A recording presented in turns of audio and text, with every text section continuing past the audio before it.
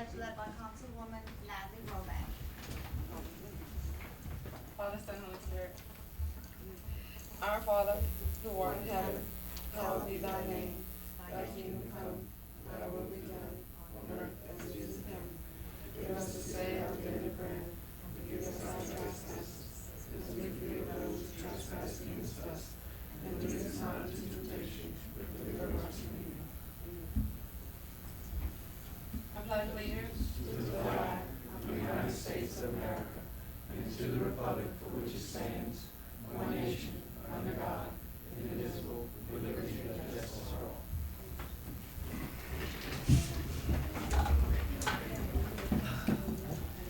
Roll call. Councilmember Natalie Romack. Present. Councilmember Peggy Giraffe. Present. Councilmember Robert Swear. Here. Mayor Pro Tem Dan Doyle. Here. Councilmember David Merrill. Councilmember Raymond Lewis. Present. And Councilmember Calvin Bagnell. Mayor Curry, you're on floor. Thank you. The first agenda item is public comment. I'd like to ask everyone to please silence their phones before we begin. Do we have any? See Ms. Romack. Okay, we have Michael Bell here this evening who would like to address the council concerning agenda item 4B, and it's a resolution authorizing the mayor to donate the law enforcement district the crowd control and public safety equipment barricades. Mr. Bell. Good afternoon. Thank you. Yeah. Thanks again for allowing me to be here. Mayor, I just want to let the people know that when we gave our first Felicity Humanitarian Award in 2007, we had over 1,000 people, and we didn't have not one incident. Matter of fact, you and your whole family attended the program. So I'm just here to say that that is nothing new for black people to have program that is orderly. That's nothing new. That's something we have been given for years. The only thing I ask with this, like I've always asked, that I had the good fortune, Mayor, to work with a large police department in San Francisco. And what we did, we took a neighborhood that was lacking. We got to know the police officers got to know the people. Police officers went door to door knowing the people. And that's not special privilege, that's just good policing. And I look at what goes on here in many situations, and I'm not upholding wrong. I'm 100% for the law. But at the same time, I think sometimes we just need to get to know the people in that community, in our community. And that's what we are begging for, we're pleading for. You have police officers that come in our neighborhood and they'll turn in our street and we can sit on the porch. They don't speak.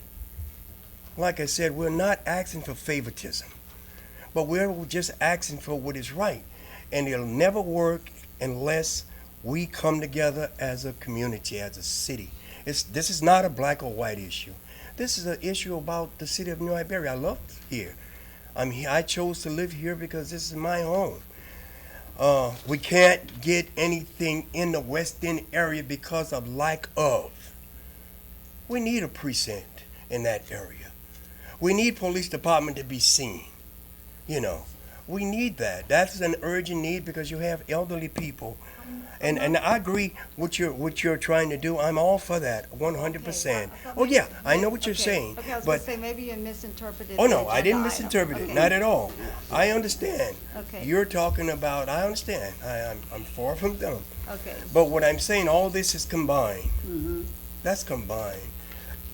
That'll make your job better, Mayor. That'll make that young police officer's job better. Because let me tell you, what happened in the city. Well, the city donated so much money for equipment, like what you're planning to do for RIDE. But when the people got to know the police officers, you better believe, they invited them into their homes. They let them know when things were going wrong, and vice versa. The police department look out for them. So this is what we need in our community, Mayor. It's a must It has to happen, and I'm willing to work with anything that can, that can make things better. You know for a fact, our little group is only 3 of us. I'm the only mayor, and the rest is women, because women are strong. We don't admit it, but it's true.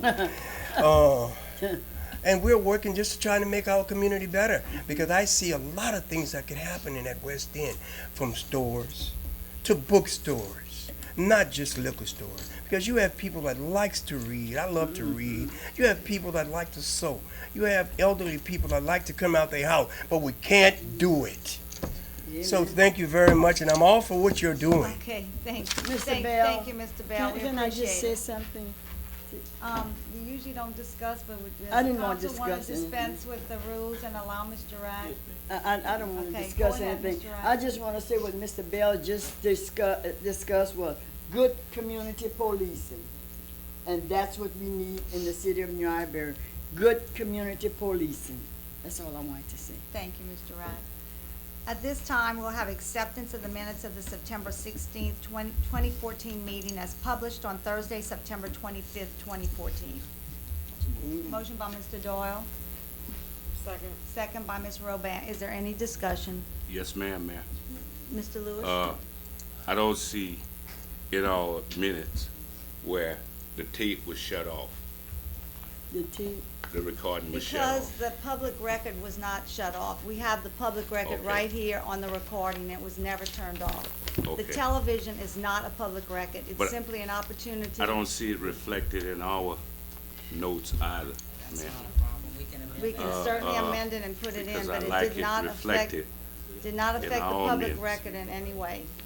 Okay, a motion by Mr. Lewis to amend the minutes to reflect the television being, requesting that the television be turned off, and a second by Mr. Swear. I got a question. Yes, sir.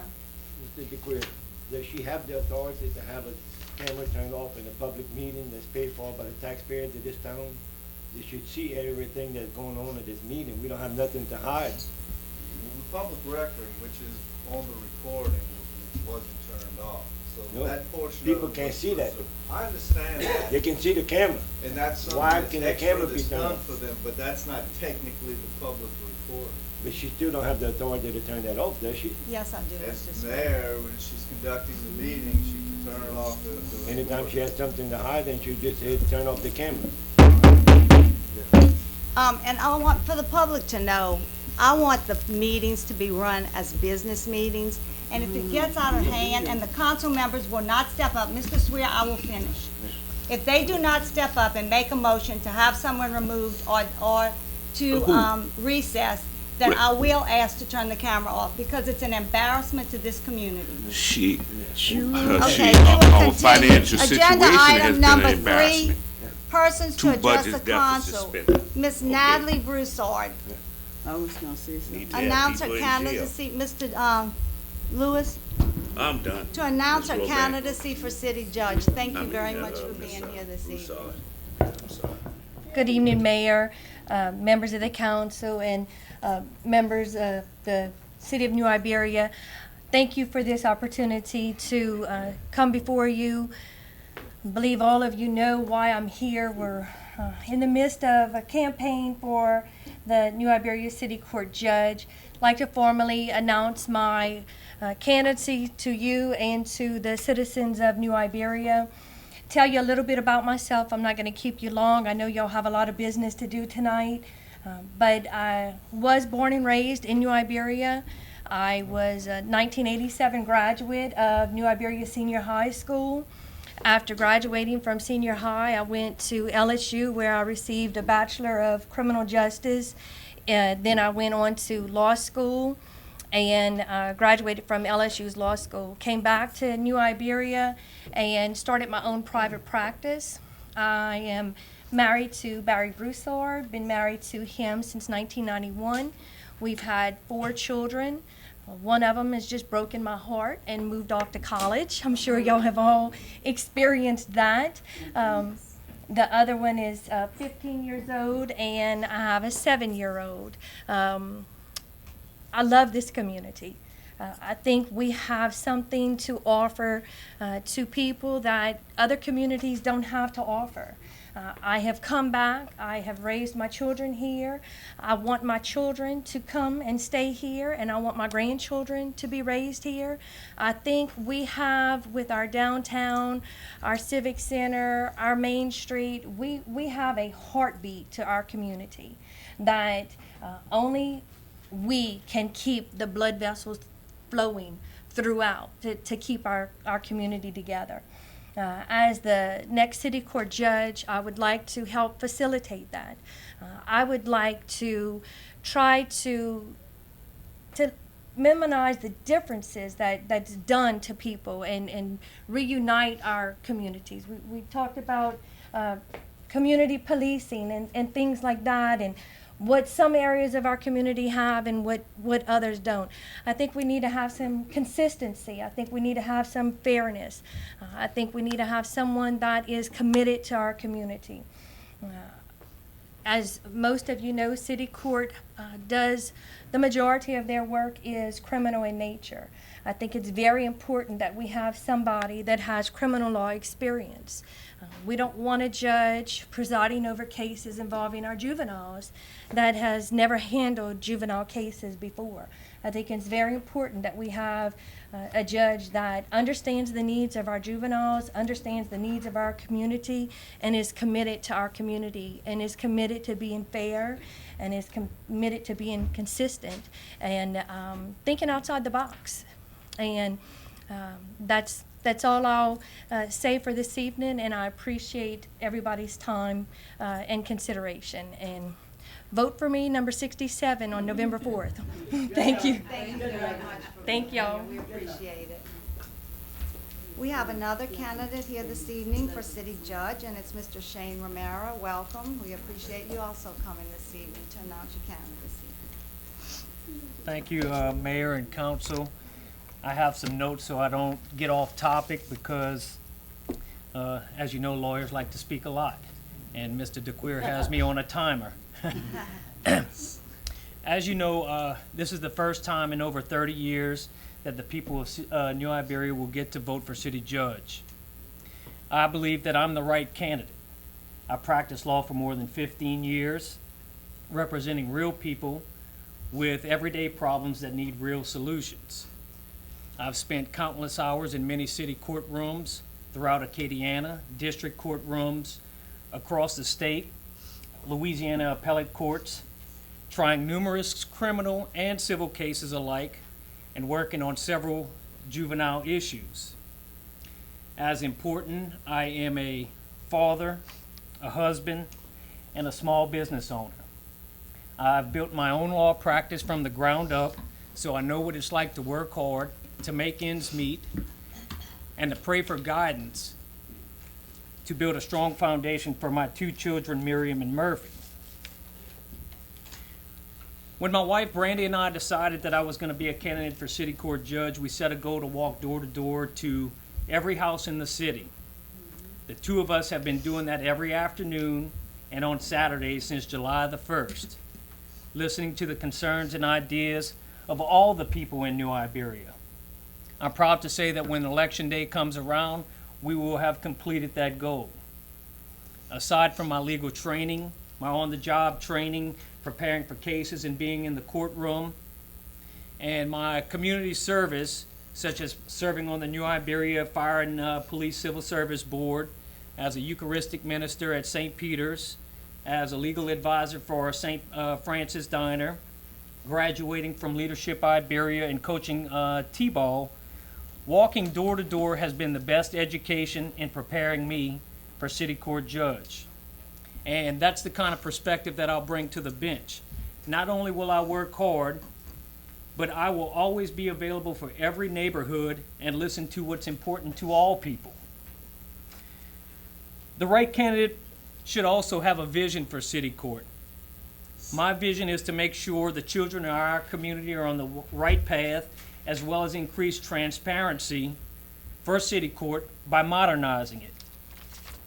I will focus my attention and my energy on children with problems at school and at-risk youth and youthful offenders. Having represented families with children who have drug or alcohol issues, or have otherwise made poor choices or mistakes. I've seen firsthand what works, and the one rule that's always applicable is the sooner the better. We have some wonderful resources in our community, and I'm committed to increasing access to the necessary guidance and opportunities to help all children, to make certain we front load services on intervention and rehabilitation. I've also recently spent time with Judge Saloom in Lafayette, Judge Angel in Breaux Bridge, and Judge Putnam in Abbeville, and these visits have allowed me to understand how our neighboring city courts operate and what we can do to improve efficiency in city court. In this day and age, city court requires an online presence where people can find the information they need about court services. I've reviewed the city court's budget, and I believe it can be done within the budgetary constraints, which is why I'm the first candidate to propose taking city court online, as you saw in my newspaper ad this past Sunday if you get the Daily Iberian. Finally, I want to leave you with this. Don't let this judgeship be another seat picked by the powers that be. And don't let it be about taking money from a handful of wealthy people and special interests while trying to get the vote of everyone else under the pretext of protecting each from the other. Let this election be about real people and having someone who always treats everyone equally and will give all people a fair shake. I humbly ask that you please consider voting for me on November the 4th. I'm number 71 on the ballot, and thank you again. I do have another engagement tonight, so if you would please excuse me from not staying for the remainder of the council meeting. Thank you, Mayor. Thank you, thank you very much. We appreciate you coming this evening, Mr. Romero. The next agenda item is agenda item 4, and it's a resolution, Madam Clerk. A resolution awarding bid to E.B. Fletch and Sons Incorporated for the pump station rehabilitation projects, pump stations A1 and B1. Do we have a motion? Motion. Motion by Mr. Lewis, Seconded. a second by Ms. Roban. Is there any discussion? I have a question, Mayor. Okay, and Mr. Palumbo is here. Vince, is there any way when we, was this within budget or what it was proposed by the engineer? Absolutely. Could you maybe, when we take these bids, have the proposed budget in there so we'll know, even though it's slow, it doesn't mean it's within our budget of what they predicted? Is that not so? No, I can give you that list. It's gonna be funded through part of that SRF Right. loan. But just to see if they're, I want to see how close they are on their, figuring these jobs versus what we're getting the bids in. That's no problem. Yeah. Do you remember what this one was budgeted? The engineer's estimate was 150,000 on this one. So this one came in a little over. That's why I was questioning. Just to see, because, if you look at these two bids, I mean, that was a pretty much difference in money. It was 50 grand. Right. For a bid that was only, 179,000. Sometimes it concerns me when we always take the lowest bid, but maybe the lowest bid is not the best bid. So I just want to make sure that, because when it's underneath the proposed budget, sometimes it's questions that's got to be. Well, in this addressed. case, it was above the engineer's estimate. And our engineers look at the unit prices and review it, and they make a recommendation to the mayor before it gets to you guys. So if we had questioned, it would never make it as far as. But if you as can it put has. that budgeted number in there, I appreciate it. Absolutely. Thank Sure. And didn't we just accept one with $1 million difference? They Yep. questioned that one? I believe we did, yeah, I $1 believe we million did. difference. Right. $1 million low. Yeah, lower than the other one. Right, and we reviewed that, and the engineer got with the contractor and made sure the contractor was still secure with his number, and he reaffirmed his price. So, we were gonna give him the opportunity because there was so much money on the table on that one. But he stuck by his bid, so. I have to agree with Mr. Wright? something that Mr. Doyle said about the lowest bidder. Sometimes not always the best. I You agree. really want good quality material and work that's gonna last. Because sometimes the lowest bidder, in my opinion, is not always the best. That's how I have rejected the lowest bidder Yeah. in the past on Good. other projects Good. for those reasons. Good. So I'm well aware of that. Good. Anyone else? Thank you. I'd ask you to please vote your machines. Motion carried unanimously. The next agenda item is a resolution, Madam Clerk. A resolution authorizing the mayor to sign an act of donation to the law enforcement district, the sheriff, for crowd control and public safety equipment barricades. Motion by Mr. Swear, Second. second by Mr. Lewis. Is there any discussion? I got a question, man. Yes, sir. Mr. DeQuay, you prepared this? This, no? Oh, I don't know if we need an act of donation, actually, because this is moving to the Donation. Well- They're giving it. Yes, we wanted to make sure that we would be allowed to use Put a the usage clause in it so that we- barricades in any event that we would need them. We wanted to have that opportunity to use the barricades. The barricades are 20 years old. They were donated to us by the J.C.'s 20 years ago. After depreciation, they really have no value. They Yes. have zero value. And the Sheriff's Department really has more of a need for the barricades than we do. We kept 12 barricades for Public Works and about 12 for Parks and Recreation, because occasionally we may use them to block off a street when we have street repairs, but we don't need 100 barricades. So, the Sheriff's Department did say they'd like to have them because they use them more often than we do. Are they gonna store them there? They're gonna store them. We can't use them there to block street when we have high water. Sure, we can, and we'll have 24, and if we need more, we can borrow them from the Sheriff's Why we Department. don't? Every time they call Public Works tell them call the Sheriff Department, that they don't block off streets. We don't, what do you mean? Every Block time we off have streets. high water, people call me, they That's say they right. call the Public Works Department, the Public Works, they call the Sheriff Department, that they don't block off streets. This is why my I don't know what y'all hand talking about. is Mr. up. If Gerard? I could iterate with Mr. Swear. It was said, again, they go with the lowest price bidder. We're not buying anything, but that's when you got poor quality stuff.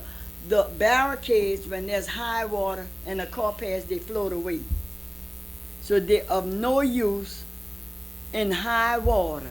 The last water that we had, I thought it was so selfish of people passing in those big trucks, just making the water go under people's house, trash and everything. Well, I'm gonna tell you what I did, and I'm gonna do it again. I took my truck and I blocked the street. You know, that's Right. ridiculous. I mean, during that high water, people trying to save what they could save, people just floating down the street fast as they could and laughing. I think that's horrible. It's not funny, It is. you know. Well, we would hope people would be more Yeah, respectful. more careful and concerned about other people's property. In the act of, in the resolution, we do state that the Sheriff's Department would loan the barricades to the city That's one of the at our things. request, if they're available. So, I think we've covered that. Are there any further questions, Ms. Roban? I just have a couple of things, and I'm sure my opinion differs from other members up here, and that's fine, but, I had called in and asked, the history of the barricades and whatnot. I mean, this is 94 barricades, and I know we're saying with depreciation, the value is zero, but this is galvanized steel, which is known to last a very long time, and to replace one, it's $150. So we're talking about if in 3 years things change, which we don't know what's going to be in 3 years in the city and the administration and what the situation is going to be, to replace these would cost us upwards of $10,000. So I'm just of the standpoint of the sheriff's office needs them from us, more than happy to let them borrow them from us, but why us give what we have to them when when they're obviously way more endowed than we are, and to say that it's a hassle, that's kind of the response I got when I questioned it, say that it's a hassle, when we have to get them out. I mean, I'm sorry, I think we can take the time to get some barricades out before we donate something to the Sheriff's Department that will cost us over $10,000 to replace. And I actually got a quote from a local business who sells these products, and they quoted me over $15,000. So once you have tax and everything included, so I just feel like they want to borrow. I'm more than happy to let them borrow them, but I don't feel like we should be giving them what we have when we don't have that much already. That's just my personal take on it, so I'll be voting no. Mr. Swear? think they use them more than we do anyway, Mayor. For the festival, they have to put them out and use them and everything. So they probably use them 90% of the time, where we might use them 10% of the time. So I'd And rather that's see them. fine, but they're ours. They got the labor to do it. They have prisoners they use to put them out and everything. We don't have no personnel for that. So without them, we wouldn't be able to use them that much. I'd rather see them be in control of it. You know, it doesn't matter one way or another, but it's a shame when you have an emergency and you hear people say they don't have time to take care of this, that, or the other. That shouldn't be said, but it is said that they don't have the time to do their work. You know, there's a lot of things that I think we should take time to do to preserve our equipment, such as our lawnmower. I'm going a little out of the box. I think- And our trucks. We need to clean these things and put them up and to preserve them. It's a shame the way those trucks and things going down the street, just like those barricades. We need to take care of them, and the people need to do their job that they're paid to do and not complain. Thank you. If there's no further discussion on the barricades, I'll just ask you to vote your machines.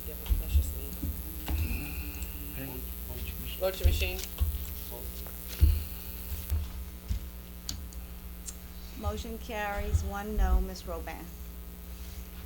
The next agenda item is Agenda 5. It's an introduction ordinance. The ordinance is to be published once in the official journal and set for public hearing on October 21st, 2014. Madam Clerk? An ordinance amending the Code of Ordinances, City of New Iberia, Chapter 86, Traffic and Vehicle, Article 4, Stopping, Standing, and Parking, Division 3, Prohibitions for specific streets, Section 86 through 186, parking time limited on certain streets. Do we have a motion? Motion. Mr. Lewis, a motion by Mr. Lewis. Is there a second? A second by Mr. got a Doyle. question. Is there discussion? Mr. Doyle? Yes.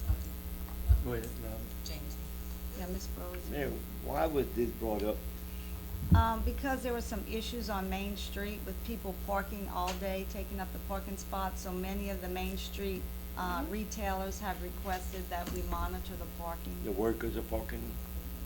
Some, No parking. and, you know, the intent is for people to come and do their shopping and leave, and Yeah.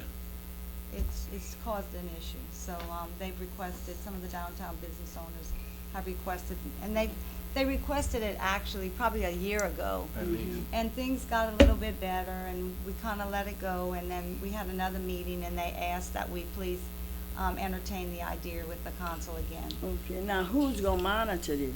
The sheriff's department. Because they don't wanna enforce a lot of the ordinance and things, how they gonna Well, monitor this? and also the business Yeah. owners are gonna keep an eye out, and if they see a vehicle that's parked there for a long period of time, they can Yeah, be contact their the eyes sheriff's and department ears. if they see that it's an issue.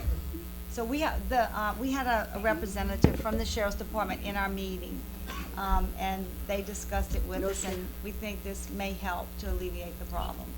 Mr. Doyle? Mayor, I had many calls, like you said, it's been at least a year, that the business owners are complaining because they can't have customers come in to shop and, you know, pay tax dollars.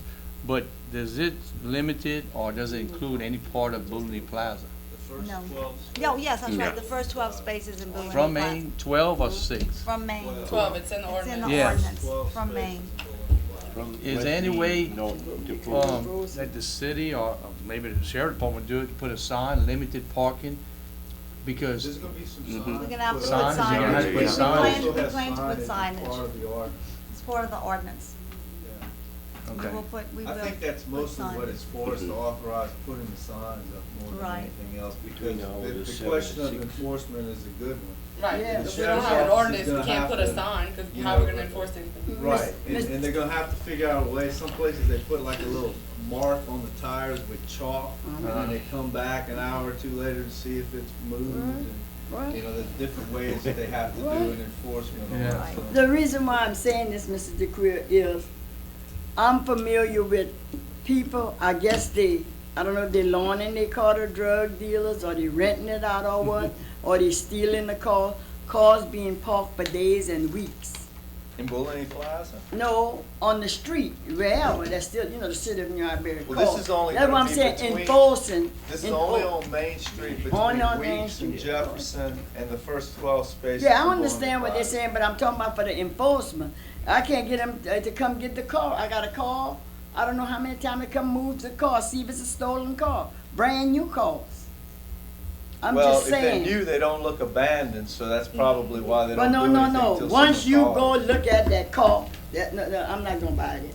And you get that license plate, you know who that car belonged to. And the people living there calling and saying that car been parked in front of my house or in my yard or wherever, ample time, they should check it.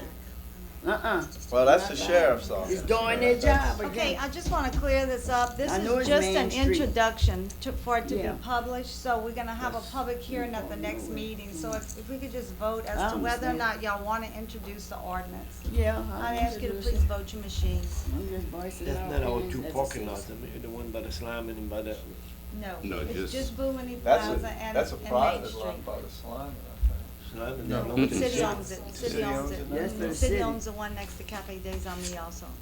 Yeah. Vote your machines, please. Have you voted, Ms. Baker? Yeah, I voted a good while ago. Motion carries. You The voted next no? agenda Let me see item it is vote. ordinance adoption, and I'd ask you to read it first before we open the public hearing so they'll know what we're.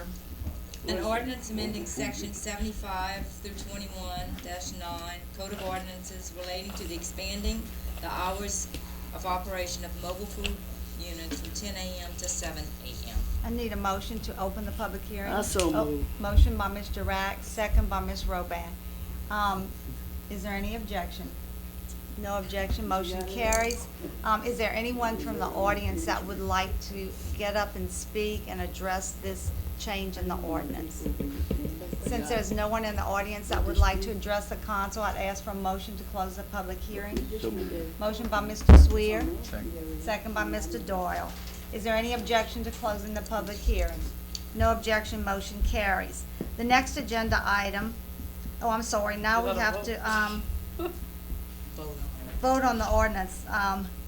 And do y'all need for us to read it again, or? Okay. I need a motion and a second. Motion. Motion by Ms. Roban. Second by Mr. Rack.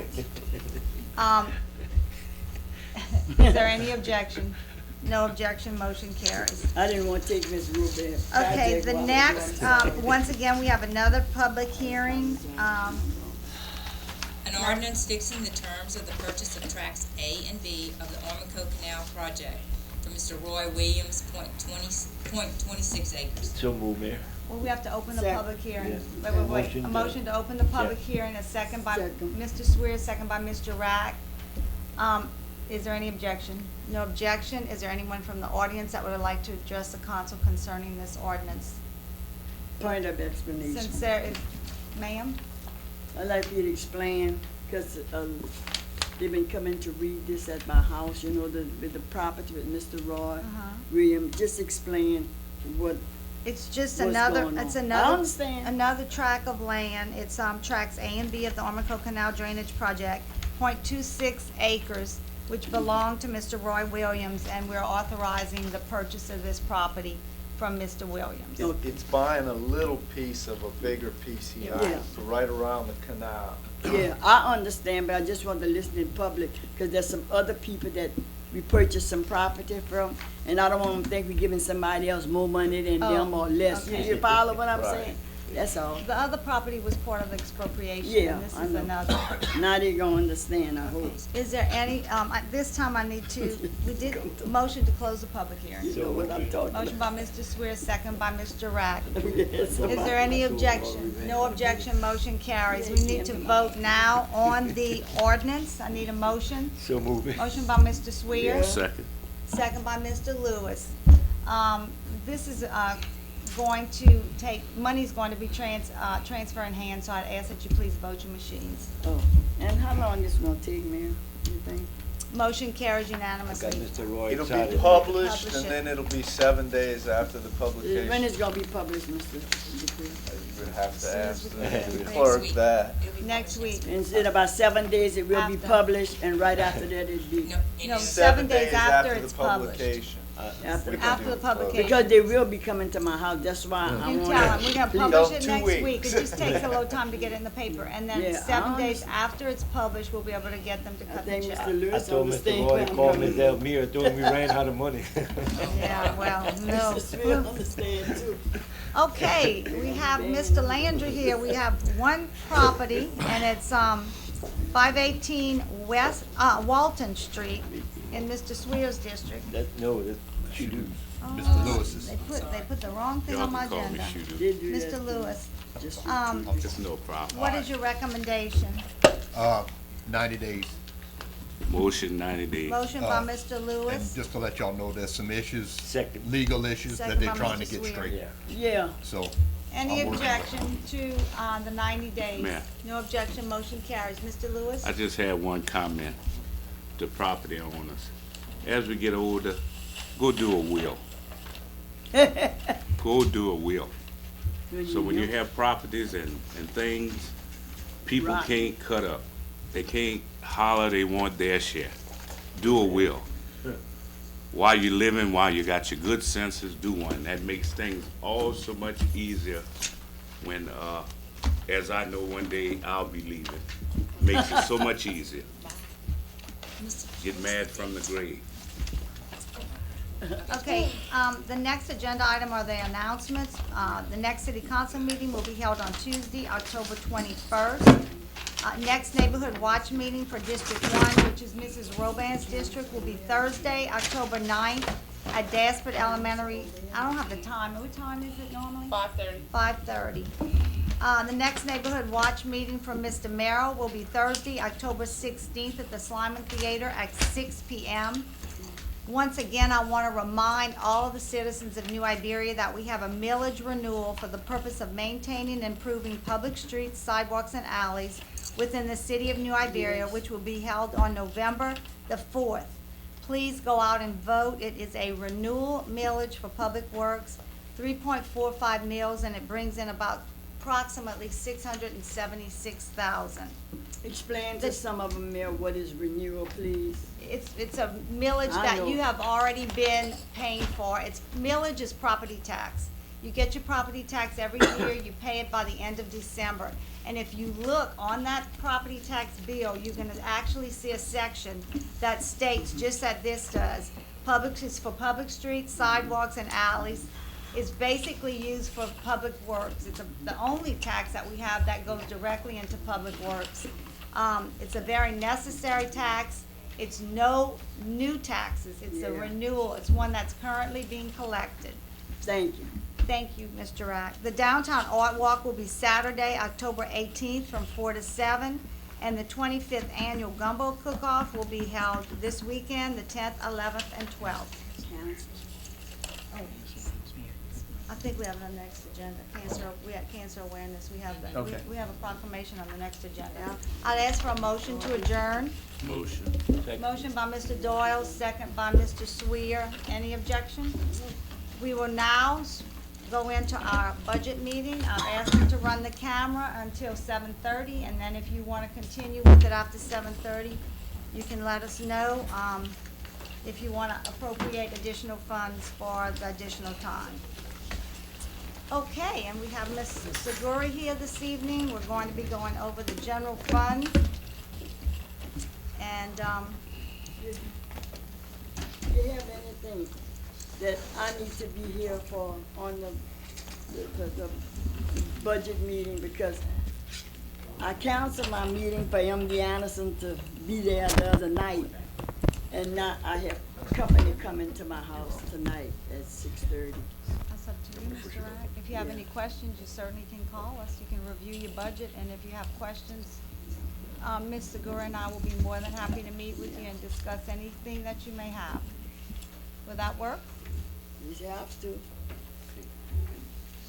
Okay. Ms. Segura? I went ahead and I placed at everyone's stations a little memo page. At last budget meeting, which was approximately a couple of weeks ago, Mr. Doyle had a question about the auto liability expense in the Parks and Recreation Fund. I went back and I looked at that number, and instead of that number being $11,508, it should be $9,000 for the fiscal 2015's appropriation. So in there, I'm telling you that, we're gonna propose an amendment to the proposed budget that was handed out to reduce that number down from $11,508 to $9,000. In our final draft. Yes. Like when you adopt, instead of adopting with the 11,000 as expense, we'll adopt with 9,000 as expense. And then the second page I'll go over at the end of the meeting. It's adjustments to other funds, but I just wanted to clarify because that was the only thing that I had left over from last meeting to readdress. Okay, so tonight we will be talking about all of general fund, but specifically we'll talk about the planning and zoning department first, then the inspections department, and then the fire department, and then I'll cover the rest of the general fund. The planning department it starts on page 18. And just to kind of go through a little quick summary, the first line in there is Main Street grants. Each year Jane works on getting some grants to do different things. Those numbers vary from year to year, so you can see in fiscal 14 we had about $1,600. In fiscal 15 we'll only have about $500 worth of grant expense coming from the Main Street Association. The second line is associated with the boat dock project. I'm sure that everybody's familiar with that, and we're pretty much wrapping up on that. So we're anticipating $220,000 worth of revenue in the current fiscal year, and we won't have any revenue from that source going forward into fiscal 15 because the project is being completed. Just some regular revenues there. On the expense side, if you try to compare the expenses between the various fiscal years, it's kind of misconstrued because of those grant expenses being in there. They look like they're inflated. So I just kind of did some quick calculations, removing the grant expense out. In fiscal 14, we'll have approximately like $87,000 without that boat dock project from the grant.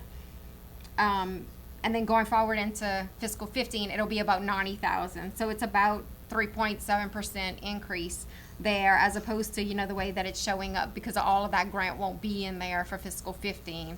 So there's not a whole lot of, change in that regard. I don't know if y'all have any more specific questions, about the department operations that Jane would be able to answer better than I could. So the mayor spoke about that grant that we might be having for the bike route and for the church alley. And if that comes into play, then we just amend the budget and put it in at that time? Right. Okay. I usually wait until they actually make the award, because you don't want to put it in there and then, Right. you don't actually have the award. So I usually wait until they actually make the award, put those numbers in there. Okay, thank you. Anyone else has any I questions? have Mr. Lewis? I've been noticing in the various departments, we have for legal. That's for the city attorney. In most instances. Because each department got a line item for legal. And it's only if it's needed.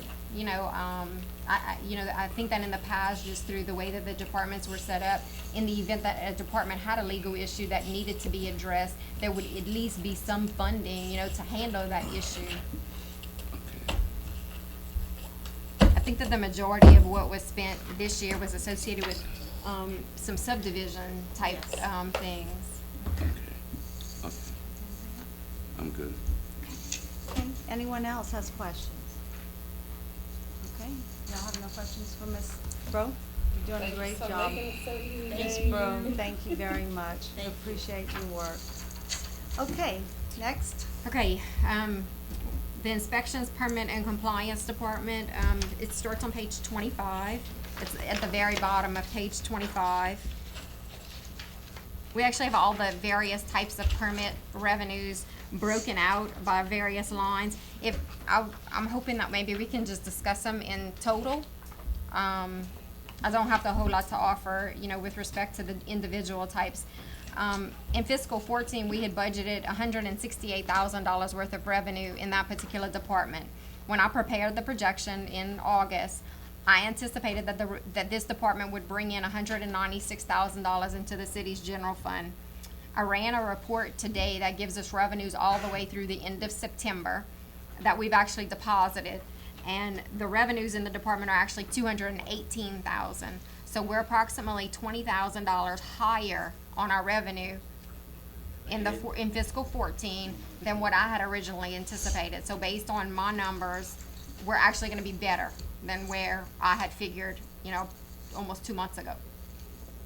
And then going forward into fiscal 15, we are budgeting a decline in revenue, and it's more just conservative budgeting. We don't know what kinds of permits are gonna be issued. We don't know the values of the permits that are gonna be issued. It's not anything that you can really project from just a operational type standpoint. It's based on, the people that actually come into the office to obtain those permits.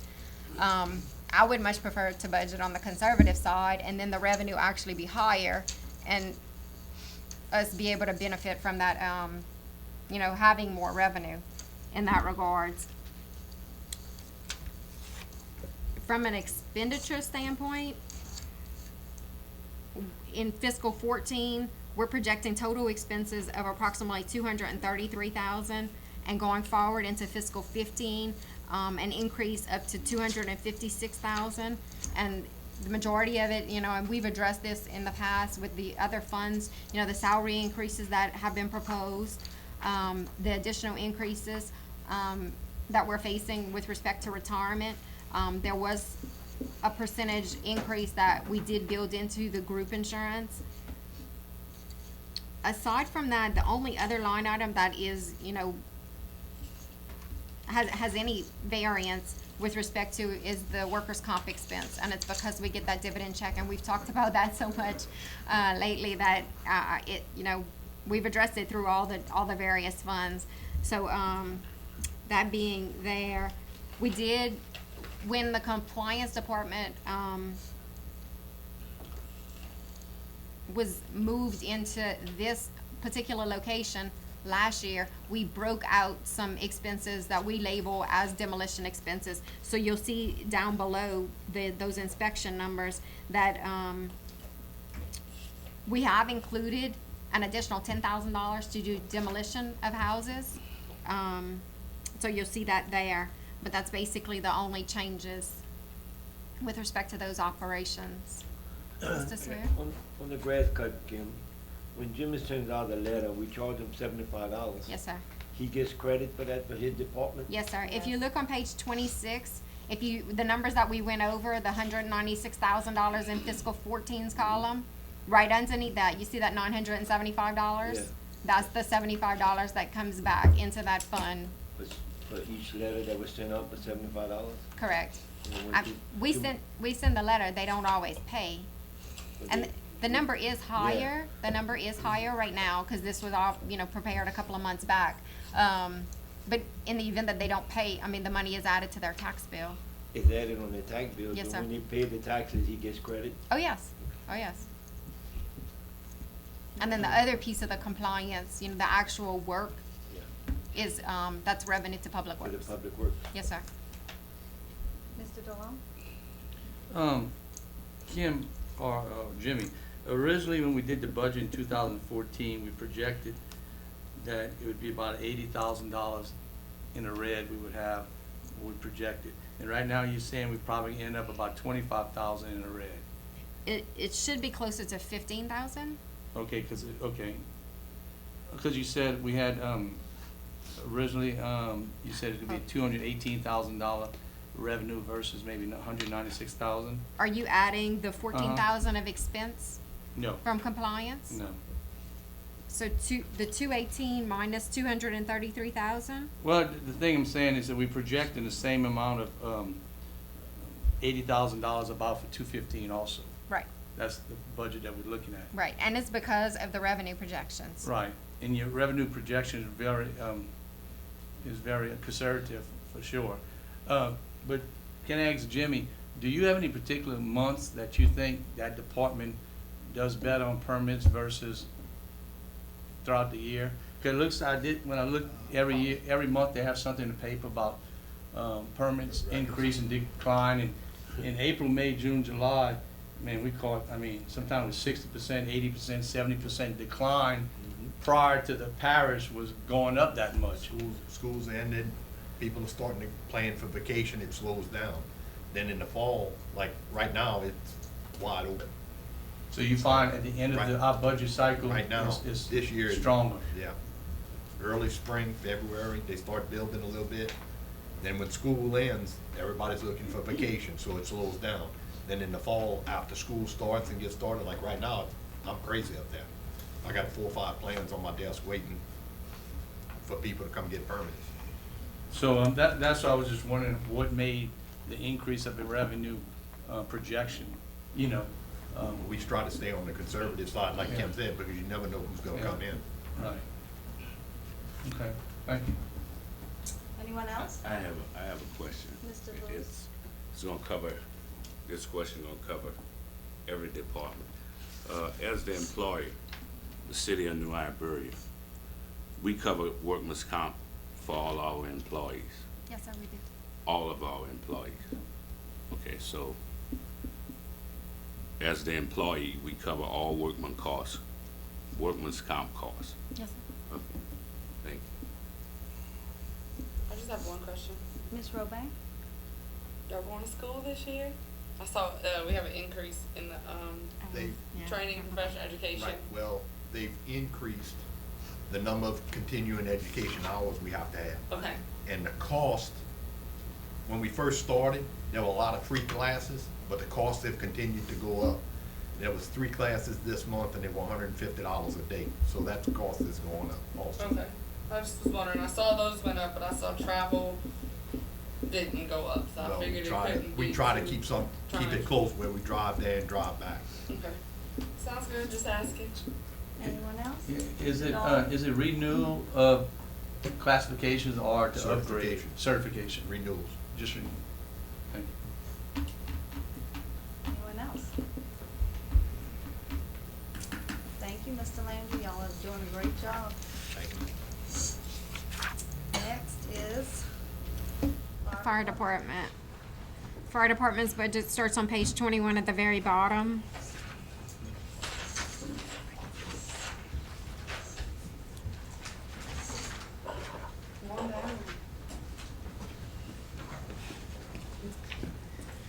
Okay, the first line item, the first revenue line item is the sales tax that's dedicated for the increases in the fire department's salaries and benefits. We've talked about sales taxes already. I've used the same methodology on that particular tax that I did on the others. I did project that the revenue for fiscal 14 would decline by 1% from what we actually collected in fiscal 13. We received our check one day last week, I think on Wednesday of last week, and when I put that number into our spreadsheet, it actually dropped our overall average down to what, 0.6%. So we still on the plus side. We got 1 more month to go. So hopefully we'll stay on the plus side. The other revenue the other major revenue that we have coming into the fire department besides the transfer from the sales tax fund is the fire insurance tax rebate that comes from the state. And that amount is, it fluctuates each year, somewhere between 110 and 120,000. So I budgeted 115 for fiscal 15. Looking at the overall expenses in the fire department, just comparing the totals, and this is at the top of page 24. For fiscal 14, we're looking at projected expenses of right at 4.2 million. And going forward into fiscal 15, increasing to 4.7 million. There were a number of positions that were budgeted in fiscal 14 that didn't get filled until, I'm thinking between April and June. So the expense column for fiscal 14 doesn't have a full year's worth of expense. And so then going forward into fiscal 15, we'll have a full 12 months worth of expense on those salaries and benefits. And I think that there's just a handful of, I think it's maybe 2 vacancies in fiscal 15's budget. In fiscal, and so then that's the total change between the salaries and the benefits, all of those various lines. One of the other things that's changing in fiscal 15, possibly sometime in fiscal 15, would be dispatching services. And I know that the mayor knows maybe a little bit more about that than I know. Do you want to? We had an agreement when the 911 center was located in our building, and they dispatched the charges free of charge. Dispatched the calls for the fire department free of charge in exchange for the use of the building. Now that they'll be moving, he told us to budget up to, I think it was $75,000, but since it'll just be about a half a year, I think, what did we budget, 35? So, that's an additional expense. We'll get a credit We'll have to for the incur. barricades? No, it's two different entities. I know, I just have to put that in. But, so that's where that's coming from. And the only, basically, like, we have all of the building expenses that are broken out, that are underneath, the regular fire department expenses. No change noted there. Just the other areas that we've budgeted more expense than what we have budgeted in past years is in safety supplies and in training. There's, I think, 3 guys that are in training right now, and just some ongoing training that's going to be happening through the years. And then with respect to the actual safety supplies, we have some of the gear that is actually expiring and needs to be replaced in order to stay up with codes. I don't know if anybody has any questions. I got a couple questions. Mr. Dahl? Kim, it looks like that dedicated tax that we're collecting, that 1.842 million, and from that dedicated tax, we are taking now 2.36 million, correct? From that dedicated tax. I'm not following.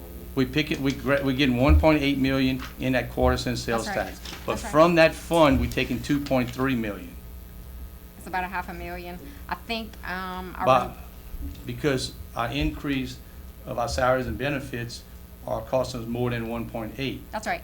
Okay, so we're collecting about 2.3, we're taking out that fund. So we're taking out more than we're putting in, that we're collecting. Because when that thing was, tax was implemented in 2004,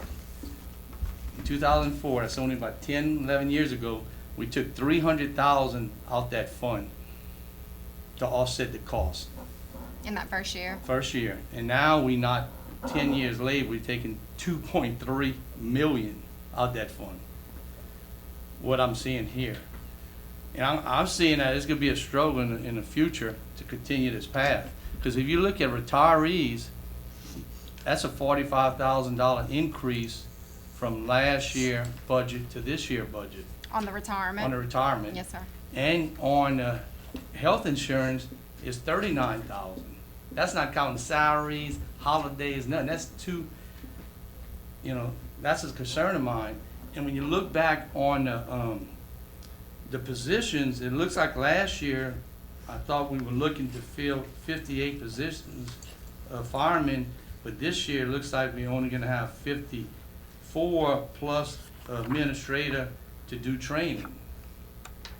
Will this number of vacancies be enough to keep the station open and keep what we need to do? Because it's short than last year on the amount of firefighters that we really need.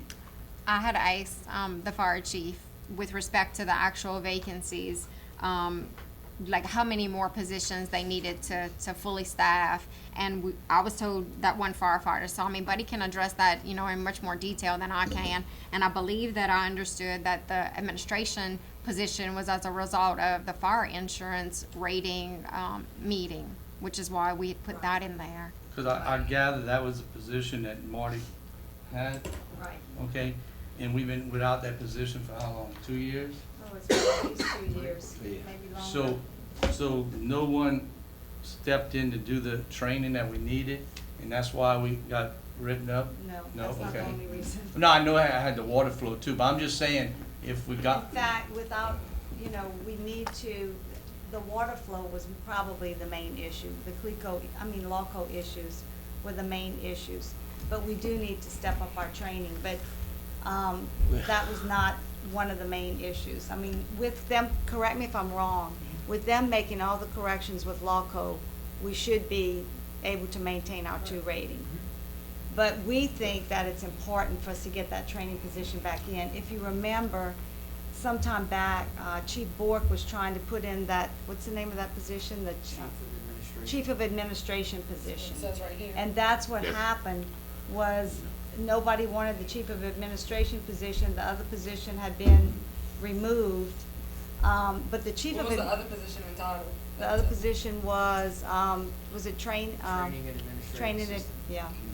And was that under, like, civil service or what? Mhm. Okay.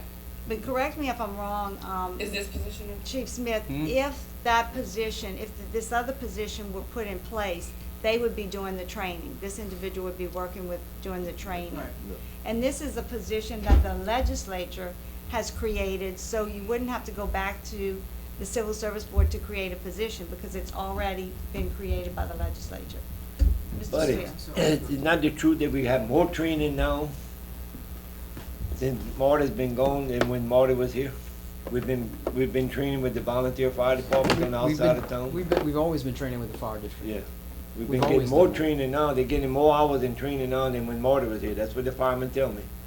So I'm asking you. We'll have to go back and we can pull those records, but I Yeah. don't think it's. The only thing is not getting documented, which they don't have nobody to document it. All you gotta do is get a secretary out there to document it instead of making a new, position that Well, qualifies for $74,000 a year.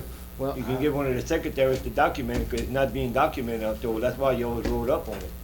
But we getting more training now, the firemen told me, with the volunteer firemen than we was when well, Marty I was know here. that even when we send people, sometimes LSU cancels classes. There were some classes even with the fire district that. But if you only one fireman short, it's only having the budget for one fireman, why y'all Right. keep closing that fire station on Week Street? Well, we right have there? 3 people in school right now. We have 3 people at LSU. Putting that one more fireman, we would have 16 All right. people on each shift, and then 2. But I mean, we those- can't control that there's When more those 3 than. people come in, if you a couple of firemen sick, that means you gotta close the fire station? You don't It have nobody, depends. we never closed them before in the past, just since Hilda took We're- office. excuse me, depends, Mr. but again, Swear. We're just what trying Mr. to Dan prevent was saying paying about, overtime. Am I we correct? We can hire a whole lot of firemen, but we're not gonna be able to maintain those positions. We put your money in the budget last year, Mayor. Mr. Lewis amended the budget, and we put money in the budget to hire firemen. Y'all keep saying y'all can't We hire them. tried to hire him. I hired 5. He's hired 5, but They it's tell me not, they're still 9 short. well, it's not that easy to find them. A Oh. lot of them don't pass the test, and there are reasons why they're not hired, Mr. Swear. I have no control over I know it. Lafayette is building a whole new station. Well- They're gonna fill up a whole new station out there, Mayor. We're not Lafayette, Mr. Swear. No. We're New Iberia. No, you're And we're right. doing the best that we can with what we have. But we don't need no chief administration. In one voice, y'all are saying that we're spending too much money, and then No, you're no. telling me You you put it in wanna the hire. right places, Mayor. Put it where you need firemen. You don't need a chief administration officer at $74,000 a year. I think that You that can pay for position 3 does more firemen. than Wait, just a just minute, training. Mr. Swift, would you let, Chief, Smith answer the question? That position does a whole lot more than training. We have, Come on, tell us. well, the rating is part of it. We have, there's grants out there for gear and hose and equipment. We have, buildings and vehicles. We have, 14 vehicles and 7 buildings that we have to keep up with. Just maintenance of all of that stuff, equipment, inventory. We have, there's a whole lot of things that go on a daily basis that need to be addressed. That's what we got a chief and 3 assistant chiefs for, you know. Well, We got, the I got- assistant chiefs don't work every day. the chief don't work every day? The chief does. Yeah. Yes, sir. Assistant, you got assistant chief Shift. every day on the ship? Right. Yeah. Right. So, Ms. Roban. go ahead, Mr. Romero. Ms. Roban? Hey, buddy. I went over the fire rating, and like the mayor, attested to earlier, it seems like it's weighing more heavily on the water issue. And when it says that, as far as the training, it says additional credit can be attained by expanding the training program. It doesn't necessarily say we need to hire somebody. And while I understand and appreciate the fact that in a perfect world you want to bring this, I wasn't here when they took the position out, so I had nothing to do with putting it out. So I'm just coming in on the back end. But it's really hard when we have people like Mr. Landry, who's had to take over 2 departments, like Ms. Jane, who's had to lose an assistant, Brian back here, with the HUD development program. It's really, you have to, it's going to be hard for me to support that additional position, and I just want you to understand, because, when you sit up here, you have to look at the whole picture, and I don't think it's fair when y'all have been able to do it for the past couple of years for us to, it's like we're giving you a present while we're taking stuff away from them. Right. And so, unfortunately, I can't support that. But, other than that, I think y'all are doing a good job. I've read all this, and it seems like, and I've read your response. It seems like y'all going to, you're handling what you have to handle very well. But as far as for that position, that's just Do you have, hard. I completely understand. Do you have the 2009, the June 2009 rating information? Yeah, it was on your desk. Right, you had asked, but let me explain to her, let me explain to everyone. When you made your request for the public record, you asked for 2013 and 2014, but the assessment is done every 5 years. So I assume that was what you wanted, so we just appooled the assessment that was done 5 years ago, so you could compare it with the current I one. read the most recent one fully. The other one, I'm not gonna lie to you and say I did because I haven't had time. I Right. just requested this one yesterday. Right. Well, and I just wanted to point out, not that it. No, I mean, go I ahead, agree buddy, with you, come on, but I can take the it. 2000. You can dish it out, you gotta be able to take it back. In the 2000, it was actually the 2008 rating, but Okay. it's dated June of 2009. Okay, so the one I did not read. Right, we had on page 3 with the training, there was 8.88, and then this current one is 7.46, so that's 1.4 that we lost in the training. And if you look at manpower, it went from 5.1 to 5.0. Okay, so you 5.12, lost it only 1.5 points. a tenth of a point in manpower. You said 1 point. In the Excuse training, my it was brain. 1.4. So if you had those right now, with the water still being where it is, would it bump you back? It would be, the fire department's scores would have been higher. Right, but would it have upped your rating, even with the water being the way it is? That may not have been enough. That would All right. I can't really answer that without. Yeah. he No, puts and it in. I'll read that further, but Yeah, like I that's said, fine. just I understand. from a standpoint of up here looking out at everything else, it's just we have to consider everything. And unfortunately, at this time, I can't support that position being implemented this year. Next year could be a whole nother ballgame. You never know. Okay, Mr. Doyle? Buddy, so you just mentioned that you hired 5 new firemen. Correct. Those new firemen are in this budget? Yes. Okay, so if we don't accept the chief administration, leave that as a firefighter, and have 2 vacancies for firefighters, because we just talked about firefighters not showing up or calling in sick or whatever, and that's why sometimes we got to close the station. Correct. Is that correct? Mhm. So, do you think you could have hired more firemen, or that was because the budget would not allow you to? How many? You said you just allowed 5. I You just hired 5. Right. But to fulfill the crew or what you need, will 2 do it? You said 1. One would even all of But- with 3 firefighters each. But if they all come to work every And day you said and don't it's 2 take us. alternates, right? Right. Well, there's 2 people That's that take the people that's that are off. filling Right. the shifts with 2 alternates. That's what I heard. Right. But it if wouldn't be a everybody would problem- come to work and nobody would call in sick. Yeah, and so it wouldn't be a feel problem if covered. we had 2 vacancies for firefighters. Would that not help you or no? Oh yeah, it would help. I mean, obviously. But at the same they're time, gonna- but then we still. But there's gonna be a point where we're talking about the money. We have less and less money every year. Yeah, I You know, understand. we're gonna have I mean, to if you think you figure can- out I think, what the. I what think that one or two is. firemen is not the reason you're having less and less money. It's some things that has to change in, maybe in the department. But, and my other question is, depending on who the chief is, the salary of the chief looks like is gonna be same salary or close to the chief's salary that was Yeah, we- here for 30-something years. Mhm. Will that change depending on who would be picked or who would be deciding who's chief? I mean, with that salary, how will it depend what that salary would be? Because it can't come in the same salary as someone that's been here 32 years, I wouldn't think. The base salary right now for a chief should be $51,000 Where you got that, Mr. Sir? from a fireman. I know, but we can't just say from, 51,728. I can't say I got something from No, no, you Susie. know, the drivers paid 15%, This was, that, these 33,000, bases from captains paid what they did in 36,000. 2012, That's all the base pay. Chief and And then the ACs paid 44,000. I wanted to bring, and I forgot to bring this up, well, I was gonna wait to bring this up until we voted on that, because I thought we were voting on that the meeting, but it's not on the meeting, so I guess it slipped my mind, but I'm glad you bringing that up. When I went over this, the highest person is paid around 67, right at 67,000.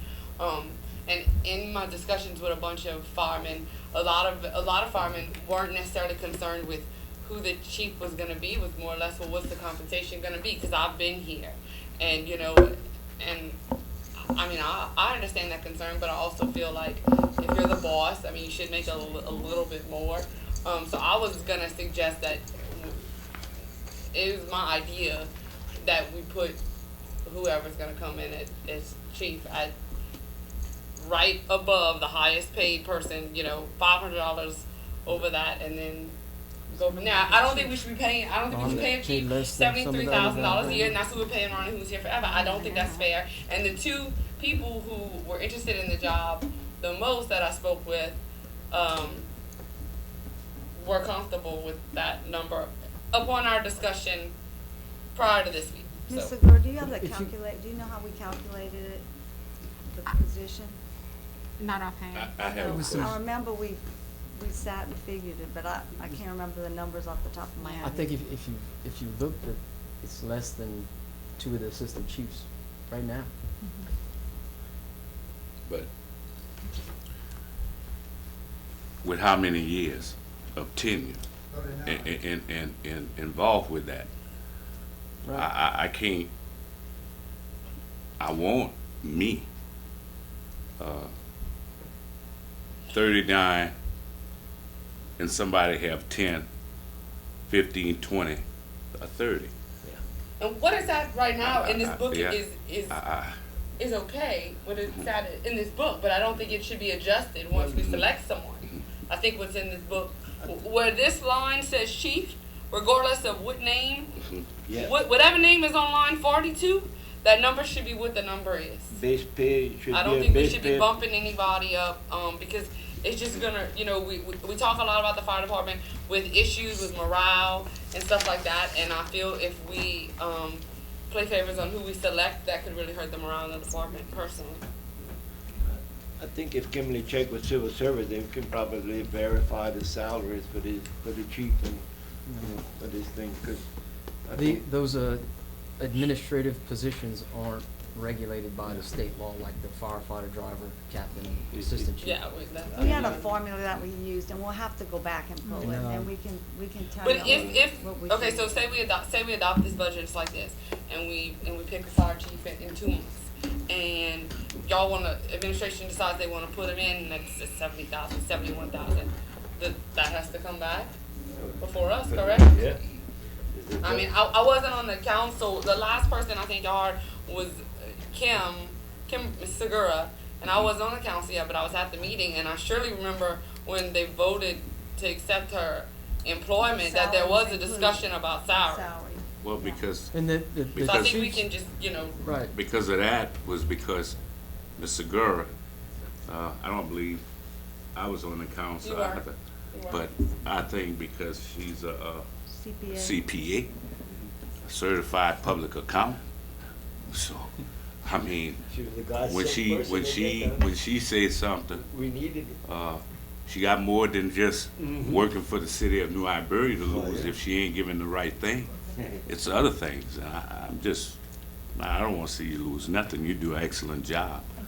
But, Mr. Smith, on that training officer, I mean, I don't wanna, it's been a calm meeting and I wanna keep it as such, but, you know, I just wasn't satisfied with that, previous position. There was a lack of, your firefighters if they don't go get it on their own, they probably don't even have a certified CPR card in their pocket. When we had an instructor, yeah, CPR. That's should be part of fire and rescue. The man didn't even simply do that. But I can tell you we need to move forward. yeah, I'm moving forward.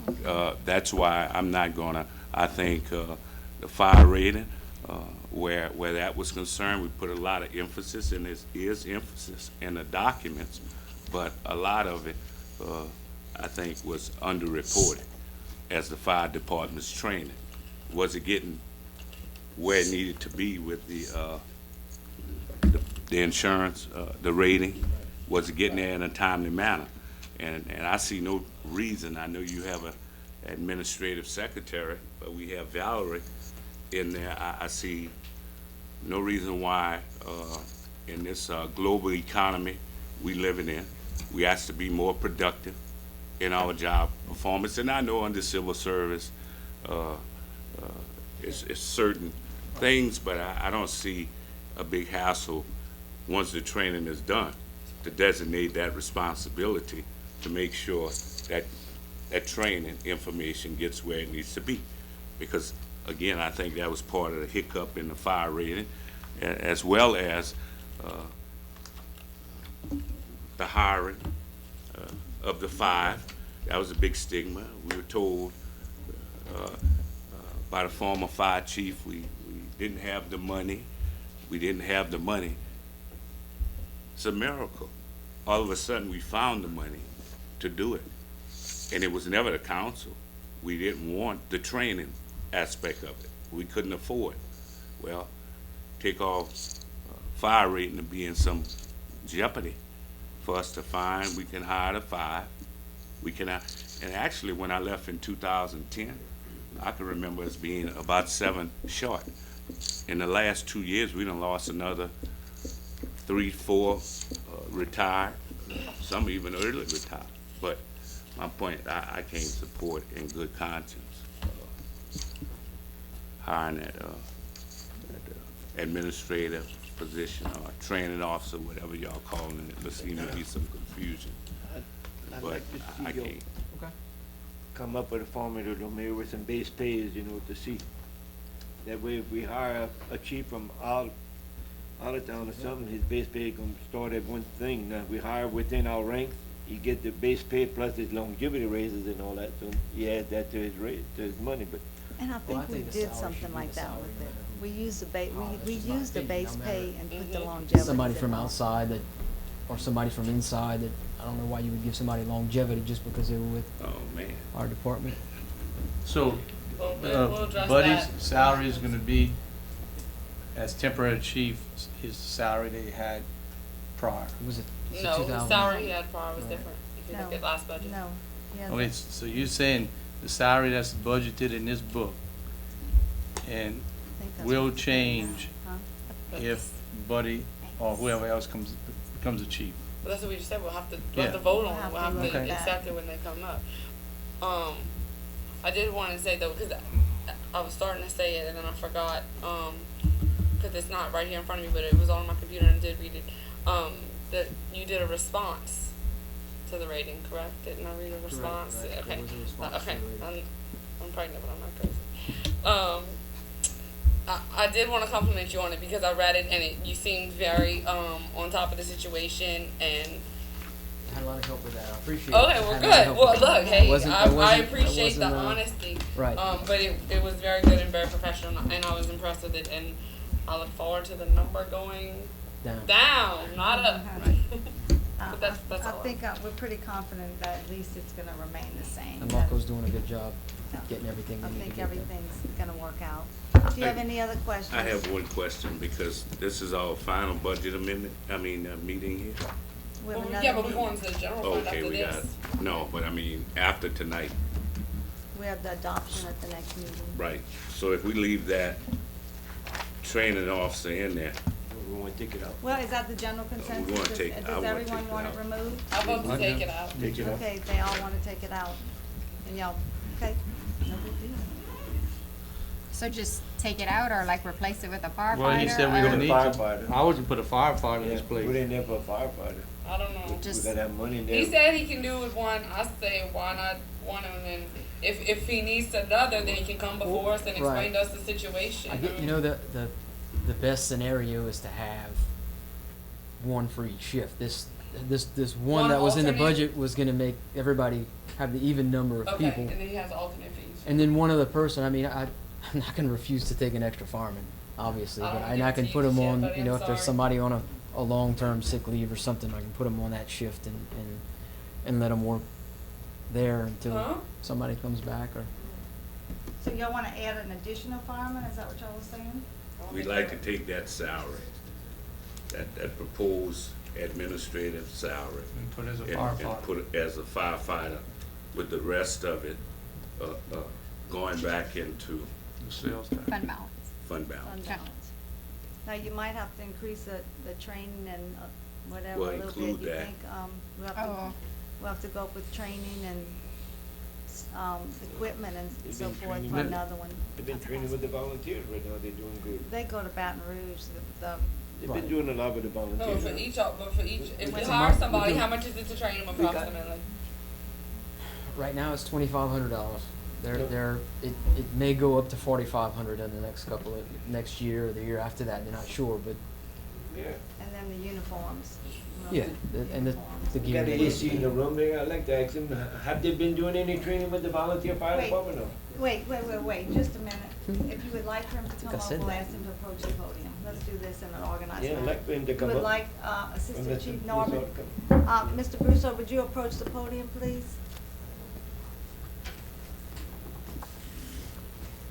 Yes, sir. Have our firemen been doing any training with the volunteer fire? We've been training once a month with the volunteers, with the parish.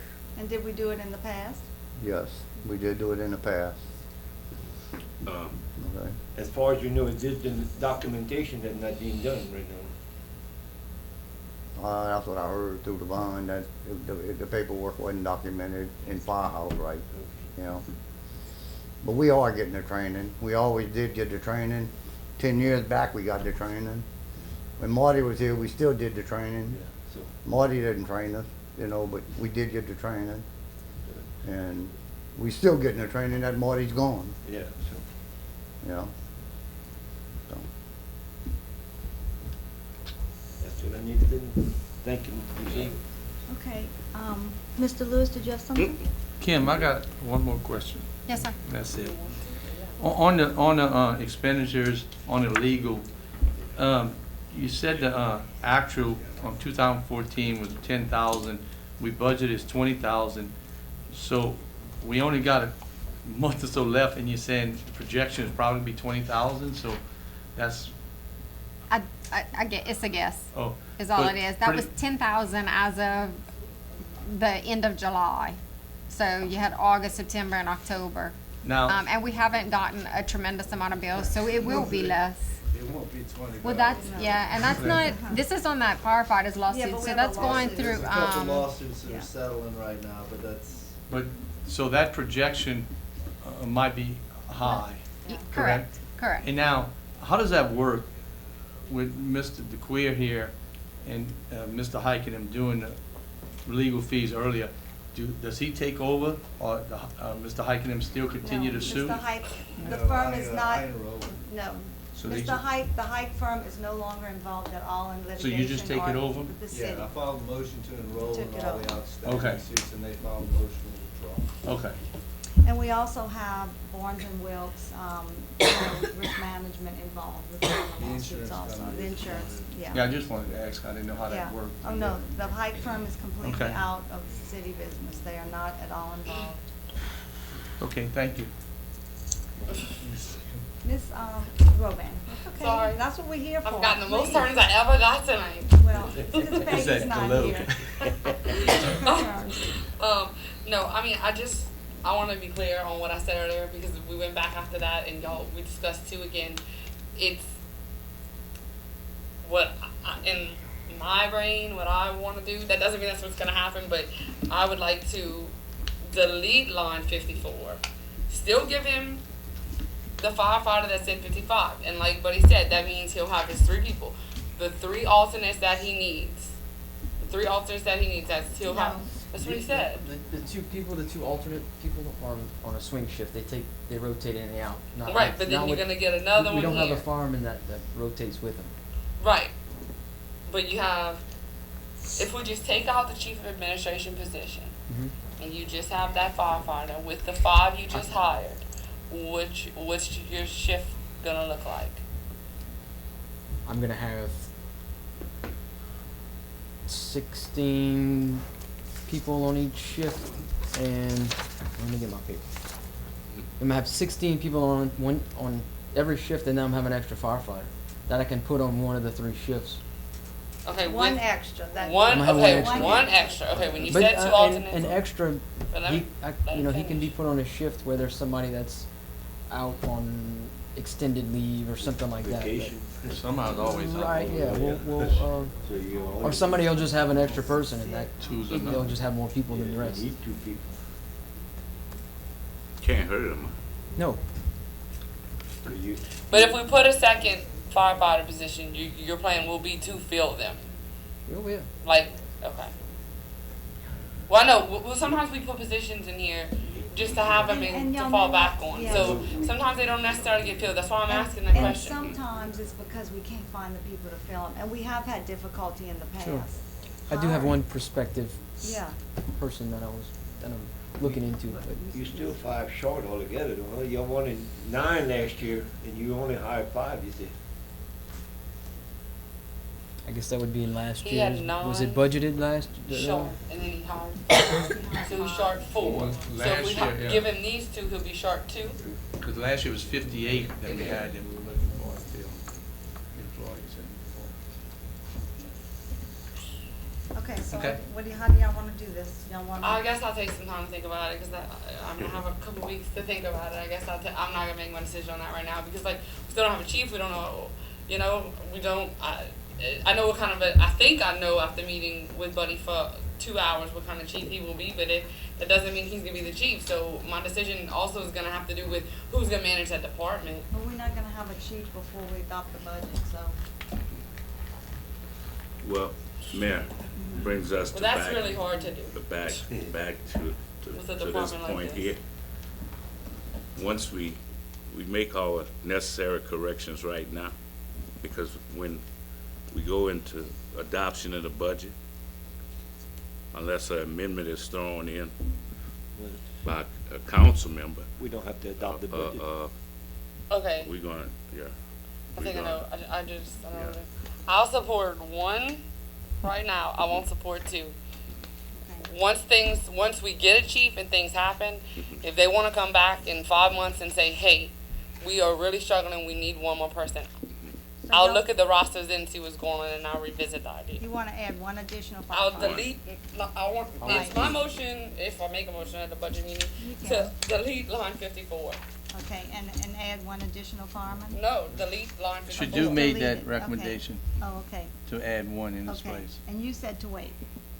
But I think she wants to do what I'm doing. Yeah, because, I mean, we're gonna come to voting on the budget, so Yeah, we don't either have a take chief. care So of y'all it. just gonna Delete delete it and we'll 54, wait and and if he see, needs is that what somebody, y'all are they saying? No, we come back. wanna hire 1 Yeah. for sure, huh? They surely know how to I contact don't know, us if that's they need what I thought something. y'all said. Yeah, we wanna hire that 1 for sure.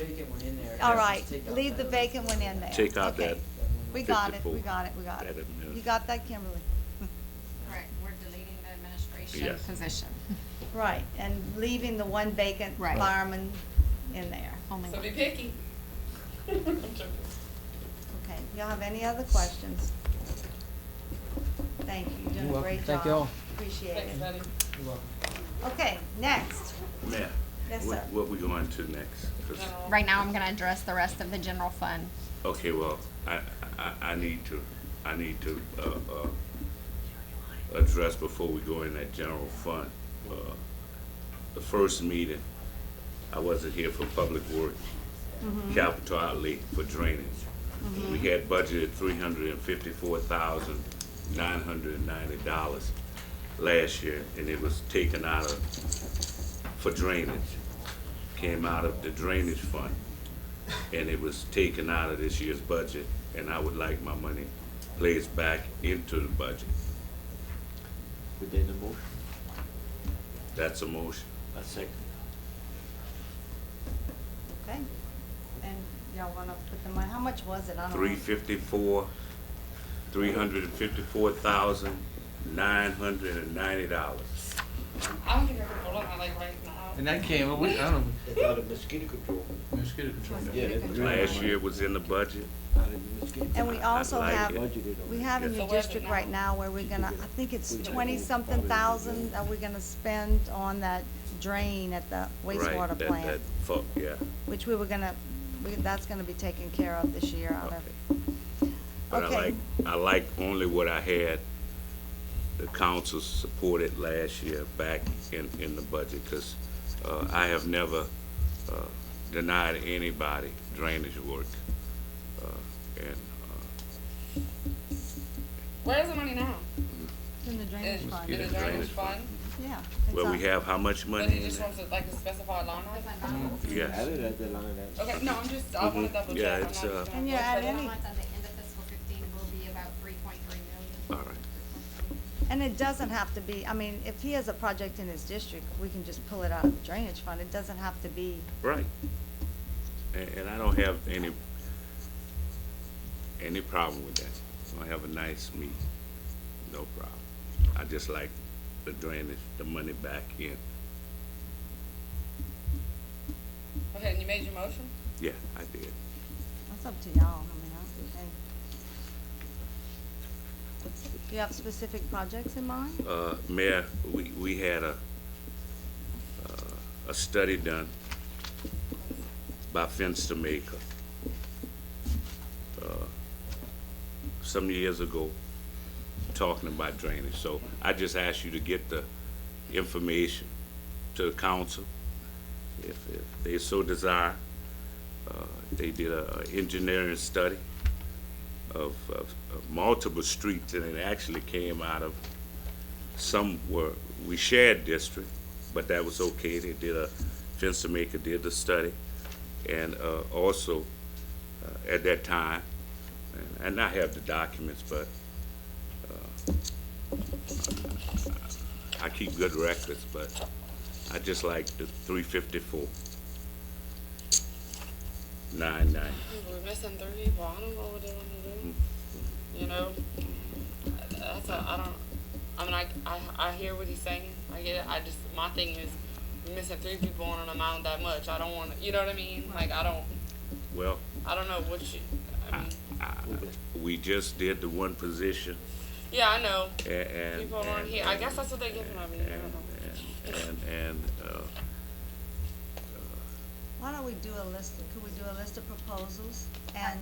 a We list of can still proposals. amend before the adoption. Right, before the. Well, let's just make a list, and then everybody needs to be here. All the changes. Yes, we'll to make a this list book, of the Okay. proposed And then that'll be changes. rolled into the final book, which Okay. is what I've always Okay.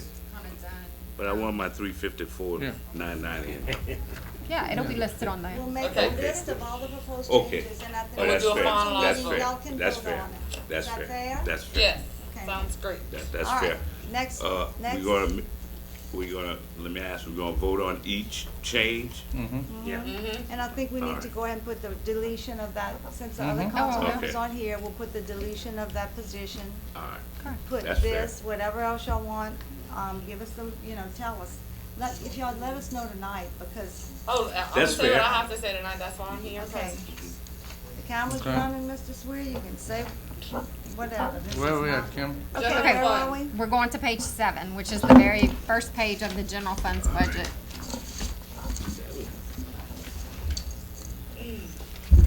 Okay, so in the fiscal 15 column, the first the first total number that you're gonna see is almost $2.3 million. Those are the transfers that we appropriate each year to both the Parks Fund and the Public Works Fund.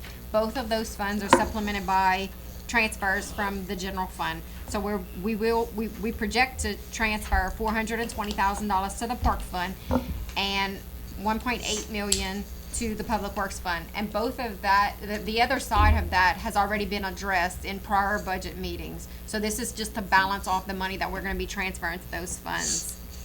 The next department that's listed is the Legislative Department. And you can see in fiscal 14, we have 104,000 appropriated, and right at 104,000 appropriated for fiscal 15. And that's basically the consul salaries.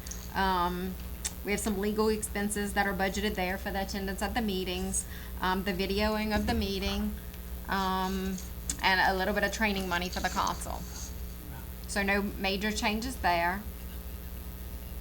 The next caption is labeled City Court Revenues. We receive two types of revenues through City Court. One is witness fees, which are dedicated to the payment of officers in an off-duty capacity, so you'll see that expense listed later. And we also receive some revenues from the marshal's office for those operations. So both of those revenues have been listed there. And then you'll see the city court expenses. The major changes there being the salary increases and the increases in the retirement, as well as the increases in the health insurance. The court pay that's listed down below, that 18,000, that is the money that is paid with that witness fee money. Let's see, the next department is the legal department. We receive, on a regular basis, we receive money through an agreement with the district attorney's office. They pay us on a monthly basis $1,000 plus the retirement costs. So that's the major part of the revenue that's reported there.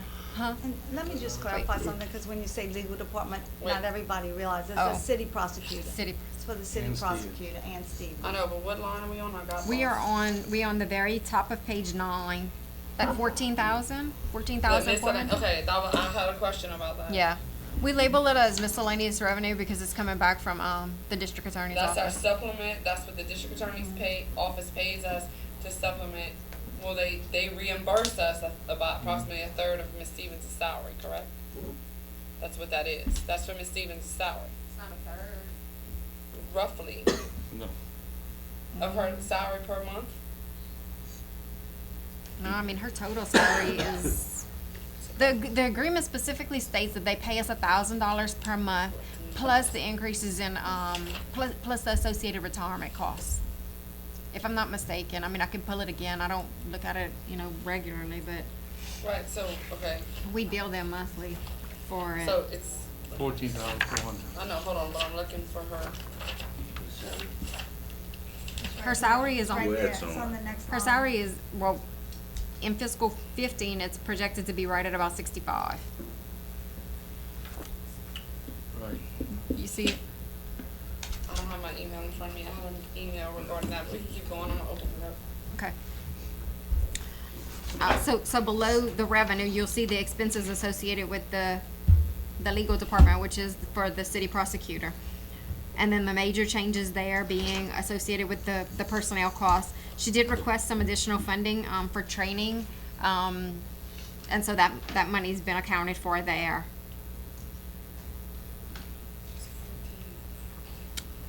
Going on the next page, page 10, is administration. There's always been a little bit of revenue. Going forward into fiscal 15, we're gonna have some rental income associated with the rental of, the sheriff's department, $1,000 a month.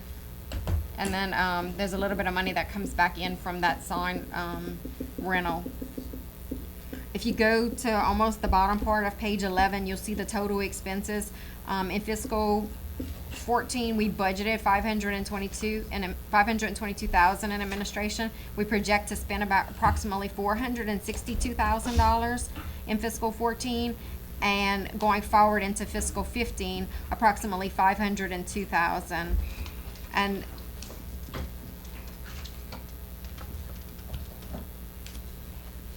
the salary increases have been accounted for.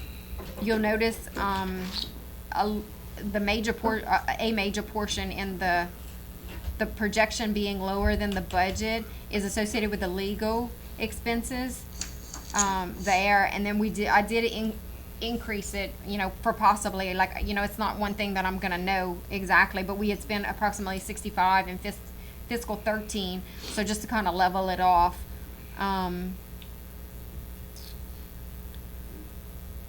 71 and 14. That was the budget, yes, sir. And I think it'll be closer to like 35, so there's approximately $35,000 worth of savings there. For the election, we had budgeted to spend $15,000. The election won't be until November, so that's gonna impact next fiscal year. So there was a little bit of election expense in fiscal 14. I think it's associated with some work that Foley Judell had done. So then going forward, you'll see that, we did carry that money over to fiscal 15 to accommodate those election expenses that we'll incur there. Kimberly, Yes, sir. on administration expense, on the legal department, we budgeted 75,000, and it looks like you project there's gonna be 35,000 Correct. that we use on it. Is that, all legal transactions?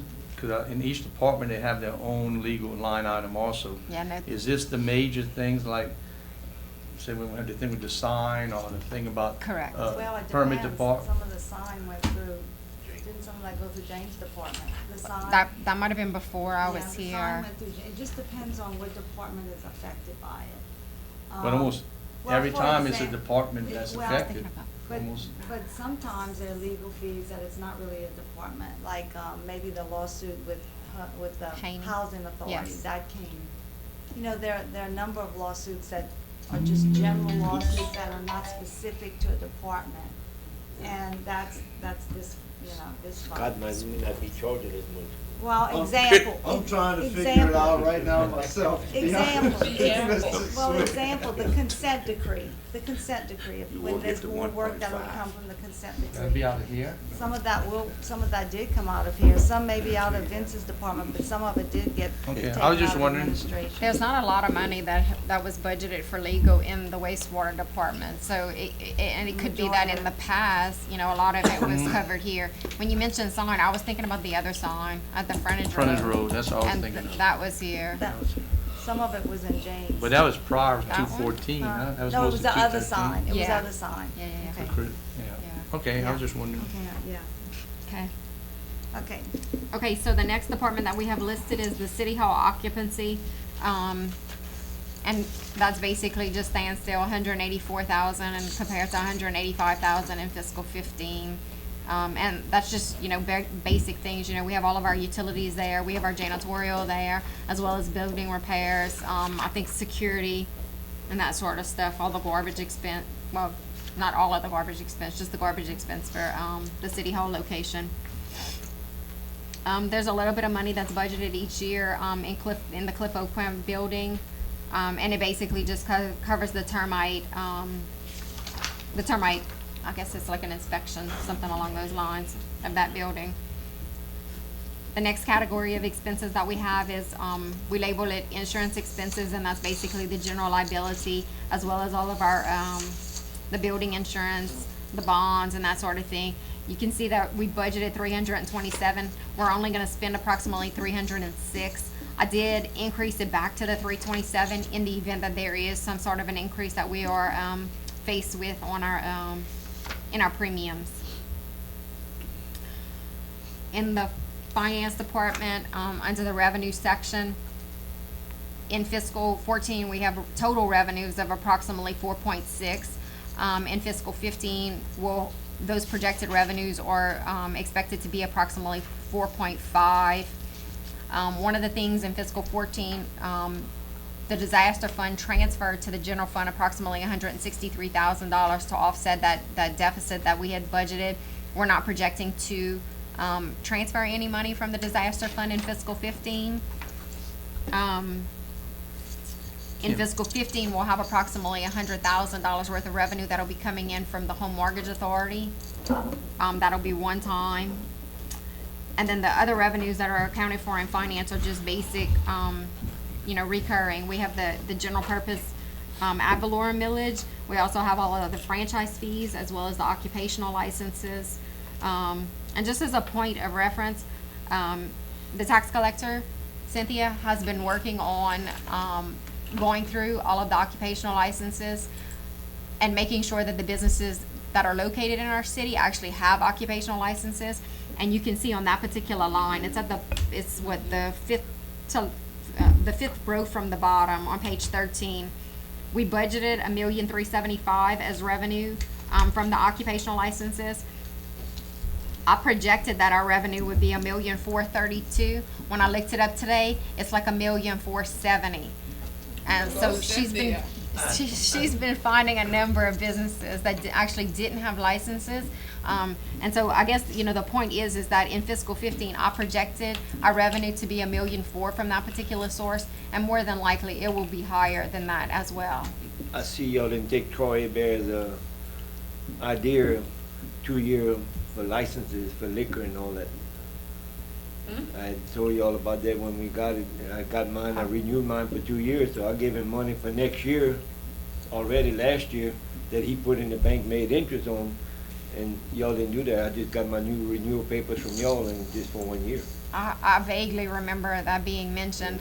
We can go back and look at it. I don't know if the ordinance itself wouldn't have to be, Troy started that with the state, where you can renew it for 2 years instead of 1 year, and which I did. When I came last year, and I paid him 2 years. Isn't part of that based on your annual revenues? Not the, Not the liquor permits and it's a flat, yeah. liquor permits, and it's a flat rate. So last year when I renewed mine, I paid him for last year and this year. He's been holding that money in the bank there. He's making interest for a whole year. I brought it up an idea, but. Hey, Kim. I guess we'll have to look too to see if it's allowed to be, handled that way through the ordinance. Yes, sir. Kim, all the franchise fees, they go in the general fund? Yes, sir. Okay, I can take that. Okay, on page 14, in the middle of the page is where we start with the finance department expenses, and then it's carried over into the next page. You can see in fiscal 14, we budgeted for 526. It's projected the expenses will be approximately 507, and in jumping forward to fiscal 15, approximately 535,000. The increase between 14's projection and 15's proposed budget is partially attributable to salary increases as well as the benefits. And just kind of going through,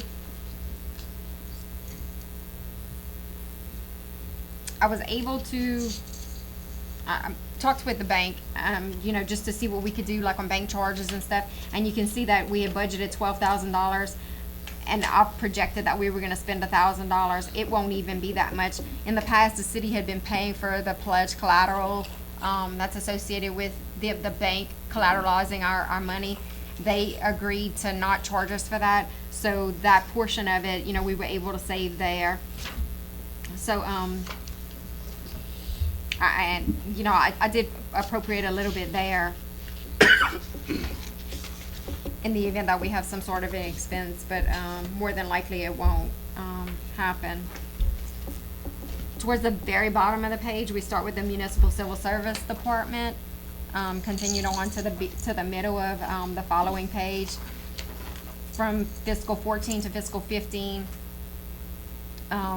we have expenses where expenses are projected to be approximately $74,000 for fiscal 14, approximately $79,000 for fiscal 15.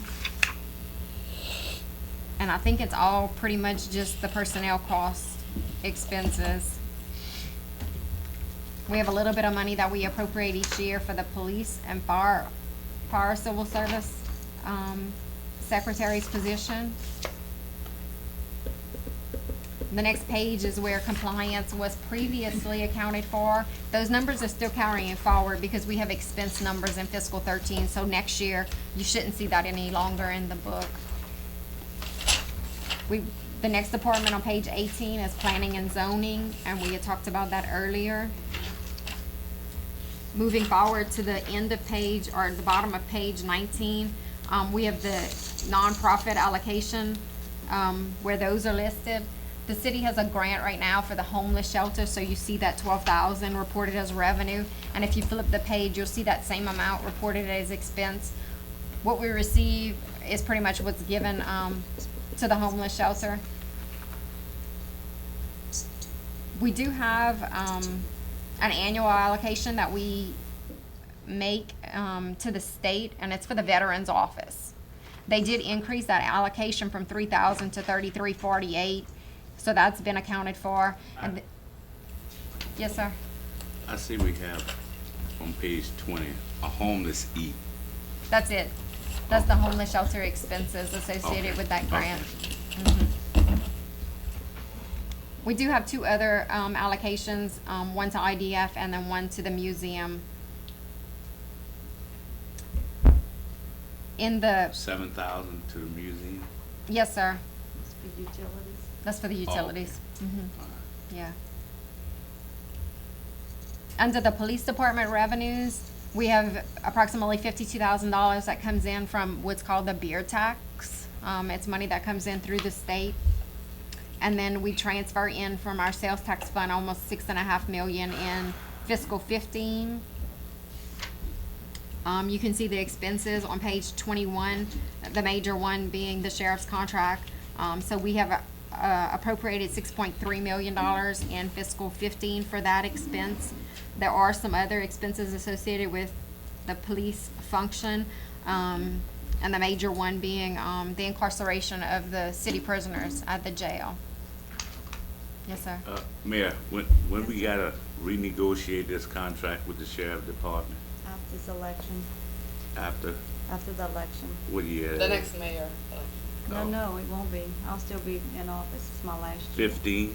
we're gonna sign the contract when, like in 2015, October? at the end of, well, the contract continues through his term in office, so once his term in office ends, which would be, isn't it July? Doesn't he take office July? So it would be a year. His election is next year, so it would be July of 2016.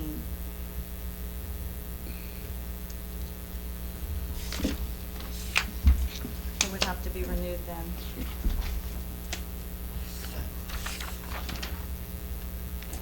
The next department is the fire department, and we've just discussed that department as well. Skipping over all the way to page 25 is where the inspections, permits, and the compliance department is listed. Their expenses are completed on page 27. On page 28, you'll see the revenues and expenses associated with the Slyman Theater. No real change there. We're projecting that the revenue would be approximately 20,000 and that the expense would be approximately 18,000 for that building. So overall, looking at the general fund, like in total, we have fund balance. The fund balance at the end of fiscal 14 is will be approximately 5.6 million. And if you remember what I said earlier, you know, with respect to some of the projections, I did project lower on the revenue side, both in the permits department as well as occupational license, those being only two areas. So our projected surplus should actually be higher than what I have, you know, listed in this book. So the fund balance is expected to be approximately 5.6 million. Of that, 3.6 million is dedicated to the fire reserve, which is for the increases in the fire department salaries and benefits, and the remaining 2 million is unreserved general fund monies, carrying that forward into fiscal 15, which is going to change a little bit, you know, deciding whatever's going to happen with that extra position in the fire department. Based on the numbers that have been presented, the general fund's budget is expected to have a deficit of approximately 460,000. Of that, approximately 400,000 of it was associated to the fire reserve. So money that we've collected in prior years to be spent on those dedicated salaries. So the fire reserve would reduce from 3.6 million down to 3.2 million. And then the general funds portion is the difference. So approximately 2 million decrease into like right at 1,980,000. I think I figured it out earlier. It's like $36,000 worth of a deficit associated with the general fund side of it.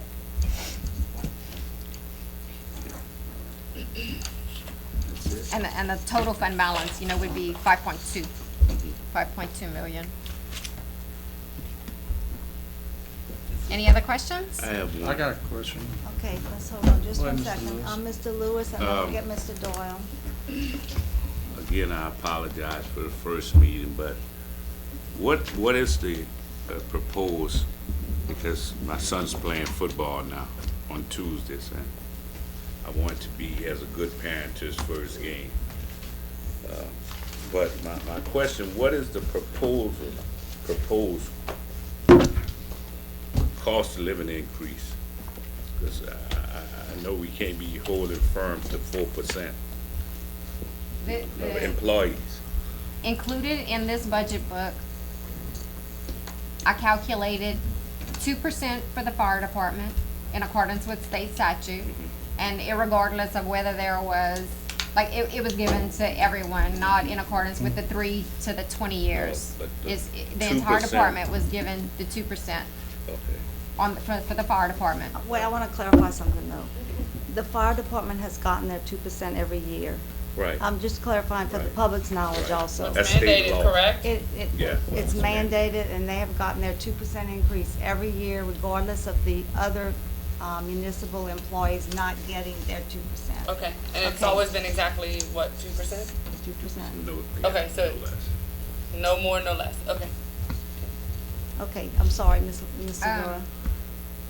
The civil service employees, it was calculated at 4%. 2% for the current fiscal year, as well as 2% from the fiscal year that we did not give the 2% to them, which would have been fiscal 12-13. So, and then the unclassified employees, also 4%. And that 4% is from fiscal 13 as well as fiscal 14, which is back years. You know, I don't want to be long on this one because you must agree I've been well behaved tonight. But I understand about the 2 that we couldn't give from the previous whatever time and 2 now. It still adds up to 4. Yes, sir. And I think financially, the administration and this council has done some things, but this is going to be a reoccurring. We do 4. Financially, it's going to be a reoccurring next year. Then the year after, we finally getting some stability back into our finances in the city. And I want to give people, I understand, a bread costs more. Ham costs more. But I can't, I mean, maybe that's one you need to put a line by line on. Yes, sir. Because I can't in good conscience give up 2. You rather have jobs, or you rather lay off or no job?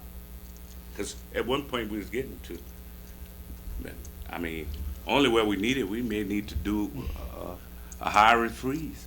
Well, that's what we should have I done. mean, You know, I just, that's just my thoughts on that. I'd rather do that, a 4 versus a 2. 4, that's a big reoccurring expense. I'm done. Kimberly, Mr. Dahl? I was just like, you know, what happened prior to I'm being on the council, I'm not going back. I have no problem with the 2% cost of living raise.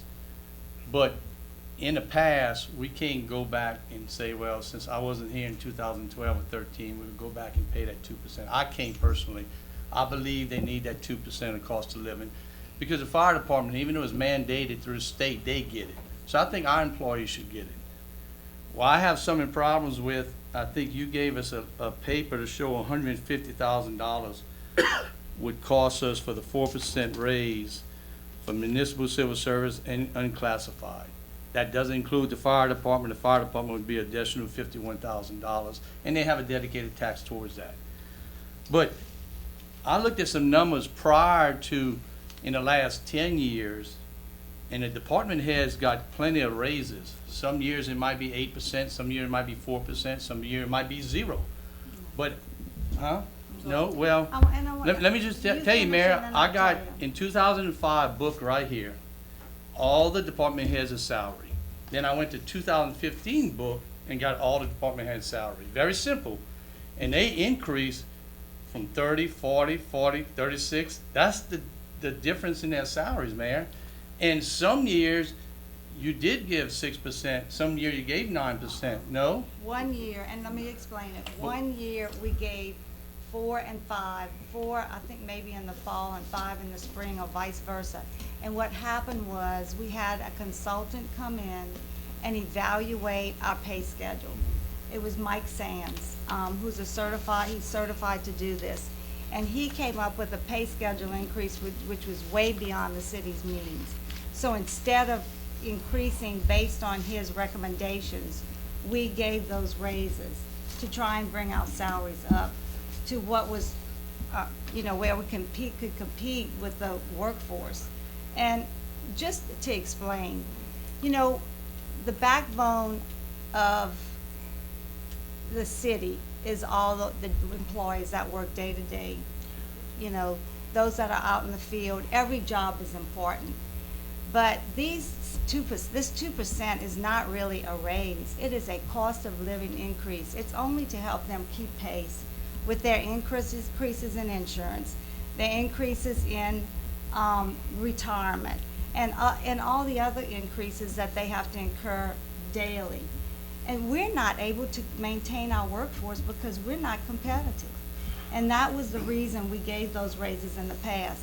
I don't know, I'd have to go back and look. I don't think this is accurate. I have it in 2 books here, and Kim can look it up. I don't think it's accurate because we did not give that large of raises in the past. But the past is over. Well, the past is not over, but we're responsible to fund the past. Right now. Right. And I'm just saying that. Well, I'm talking about what you're speaking of, but if some of you were here when we couldn't give that 2% that year, and y'all were very upset. I was not here. Because we could not, some of them were. Okay. We could not give the 2%. And we went before the Civil Service Board and said, when the city is in the position to give the employees the additional 2%, we will do so.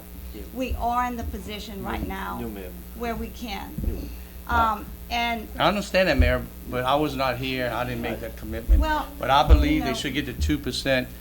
I'm for that. well, do you think it's fair that the fire department gets their 2% every year and the rest of the Well- employees are not gonna? Well, I think that they should have got the 2%, but I was not here for that. Well, we So didn't- I'm not going back to take an action that I was not here for.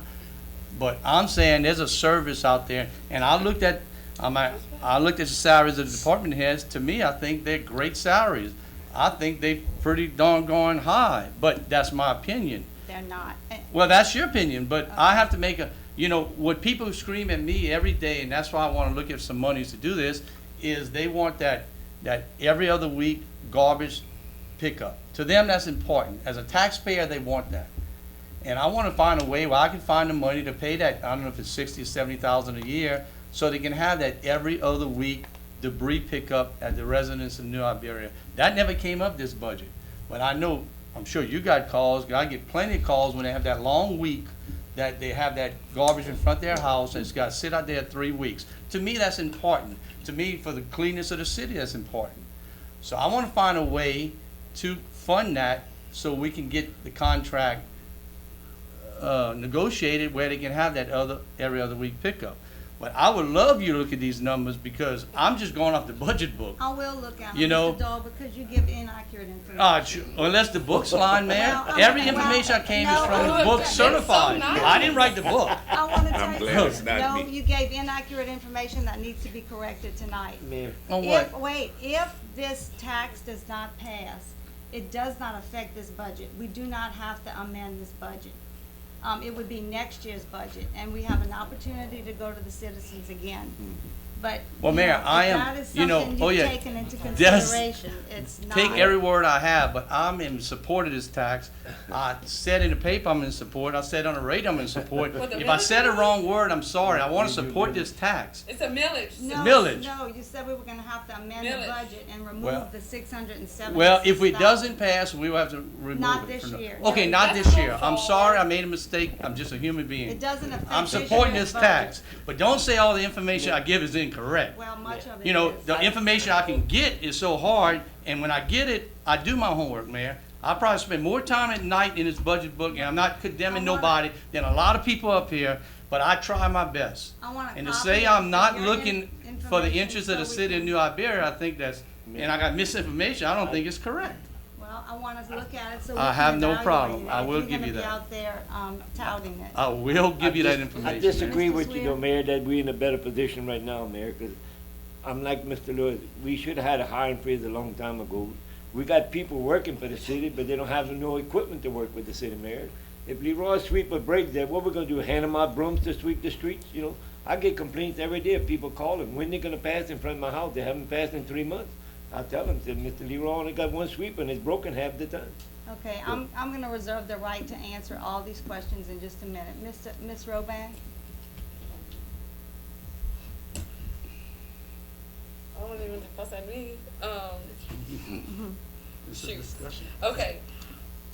We had a meeting a while back where some numbers were thrown around when I think when we first got the budget. So, you know, I went back and I went back all the way to 2008. I'm trying to apply the same method, the same fairness and thought process I went to whenever Vince approached us with the CPI for the sewer user fee. Because I figured, I mean, it's both CPIs, we want to be fair.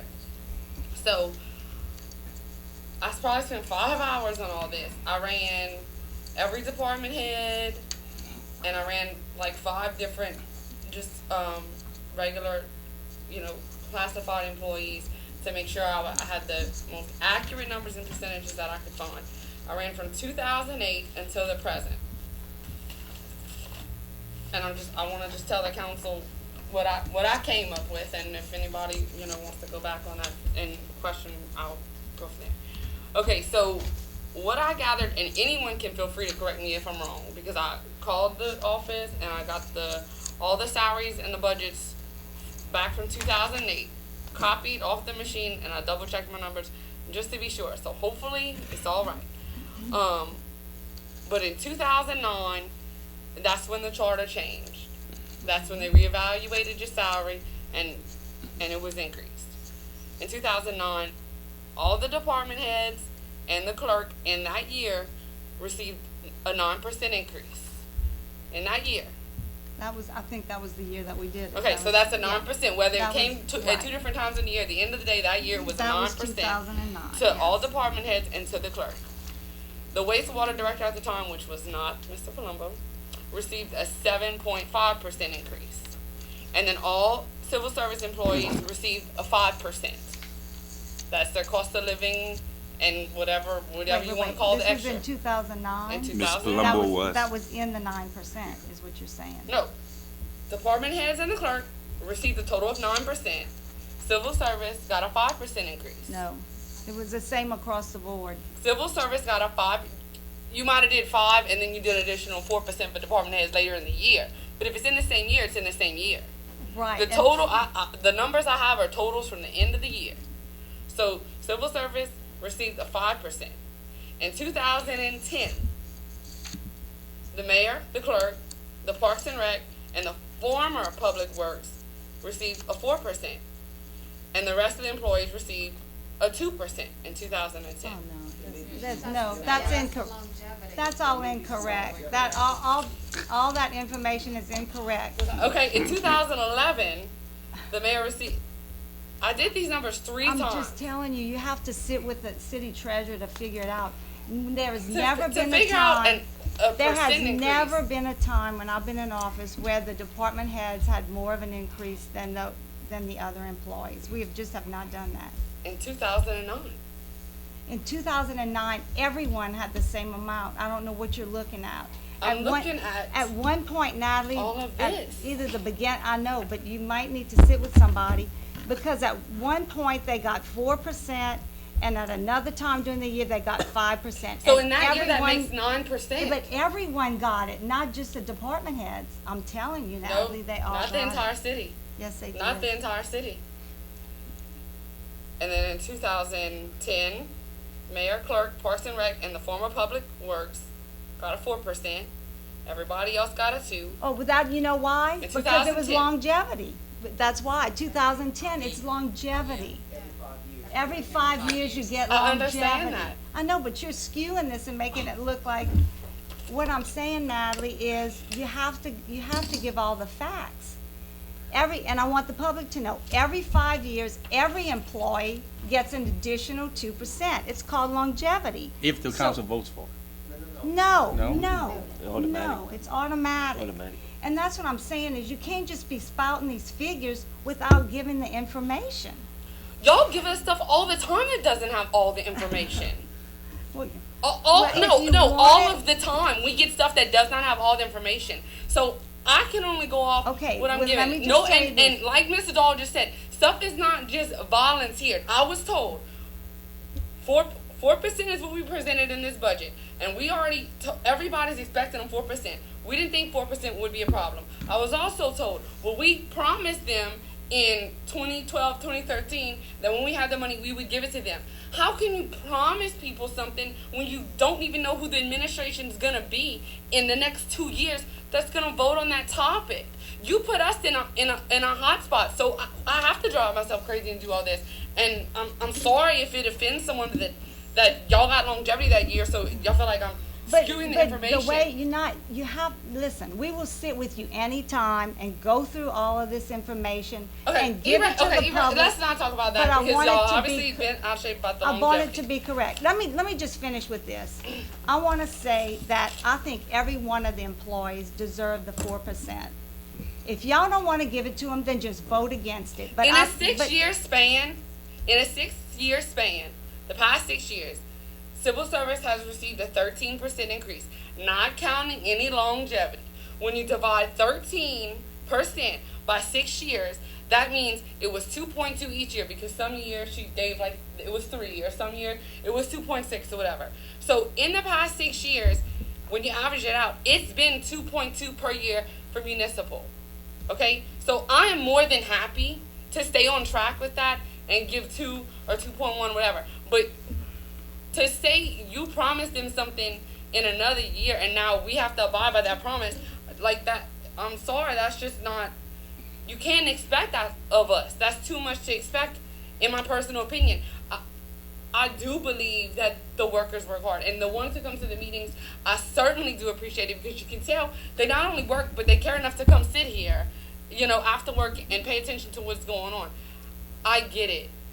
But at the end of the day, when we sit up here, okay, in this budget we have like 170 employees. Yes, I am thinking about these people and I care about these people, but I also have to think about the other 30,000 plus people that live in this city and pay the taxes to provide this money. And I understand also when you say we're not a competitive market, understand that. But I don't know the last person I met in local government that said I got in local government to get rich. People say I got into government for the benefits. Well, and they'd like to be able to pay benefits, their and I would bills. never vote to take away benefits from an employee. But we're on track at Well- 2.2% a year. So number, whatever y'all want to say. I want to explain something to you, and I would hope that all of you would go to the Municipal Civil Service Board meeting on Monday. And they can explain to you, and what I'm trying to tell you is, the year we gave the 9% was when we had the evaluation of the salary schedules, and we were trying to increase the salary schedules so that they would be on the same level as most other workers throughout the state, because we were so far below. And look, it's up to y'all. I'm just saying that I support giving all of our employees the 4%. They deserve it. They've worked hard. Let me finish. And I want to tell you a little bit about each one of the department heads, and I want the public to hear. I'm going to start with Jane Bro. Jane Bro had an assistant. She no longer has one. She works by herself. She works tirelessly, you know that. She certainly deserves to get the increase. Jimmy Landry's department has taken on 2 departments. He certainly deserves the increase. They've done a tremendous job.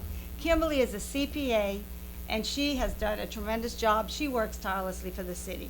Elmira really operates as city clerk and a CAO because I don't have a CAO. We cut that position out years ago when we were cutting back. Cynthia Toby has done a tremendous job. She's short. She had an additional person back there. I think we're 5 people in finance right now. We used to have 9, is that correct? Or 6.5, and we had 9? 6.5 right now, and we had 9. So everybody's pulling additional work. Vince Palumbo is an engineer, and he can go get a job someplace else making a lot more money. And we're very fortunate to have him. Leroy goes out at night himself, not to have overtime. He's a working department head just like all the rest of them are.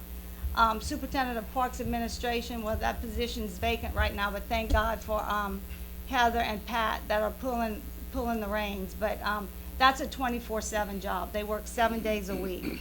Brian Gotro has kept us out of trouble for 20-something years with Section 8. He does a great job. He's short. He has a part-timer rather than a full-time in one of his positions. We have Sandra Upton and Peggy, who are unclassified, who work tirelessly up there because we're short helpers up in the front. Chuck we couldn't find another IT person at what we're paying him. All I'm saying is these are not raises. These are I didn't call them raises. cost of living increases. I'm gonna say my piece and then y'all do what y'all wanna do. I support giving this to these employees who work hard for the city. And I'm gonna tell you, if we don't do it, we're gonna see even more numbers decrease because they can't continue to work at the rate that they're working. I mean, benefits are great, but they have to have money to buy food to put on the table. And most of their checks are less than what they were making 2 years ago because of the increases. So, you know, Mr. Doyle was touting a while back how he wanted to get rid of civil service, that he could pay more money.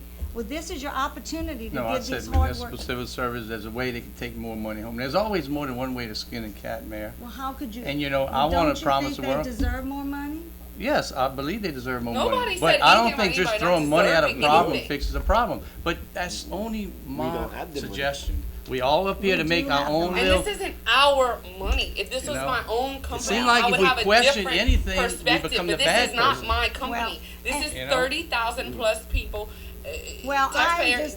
It's their money. It's Okay, not my I'm money. only explaining my position on the CPI increases, and it's up to you to vote to do what you want to do. But I want to say that these employees certainly deserve that 2%, additional 2%.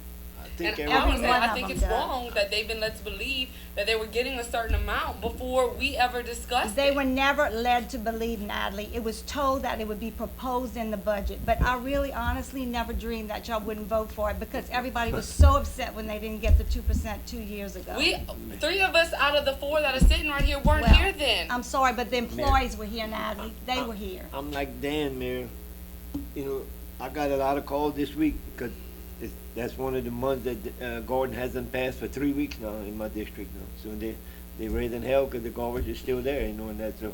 You know, we're not picking up that garbage. We're not sweeping the streets and everything. You know, we need some equipment. We need to get back on track with giving them Well- services and that. You know. I want the benefit, I want to have a minute to talk to the citizens of New Iberia, to let them know what the problem really is. You know, some years back, it was voted to get rid of our police department, and what Yes, was the ma'am. reason?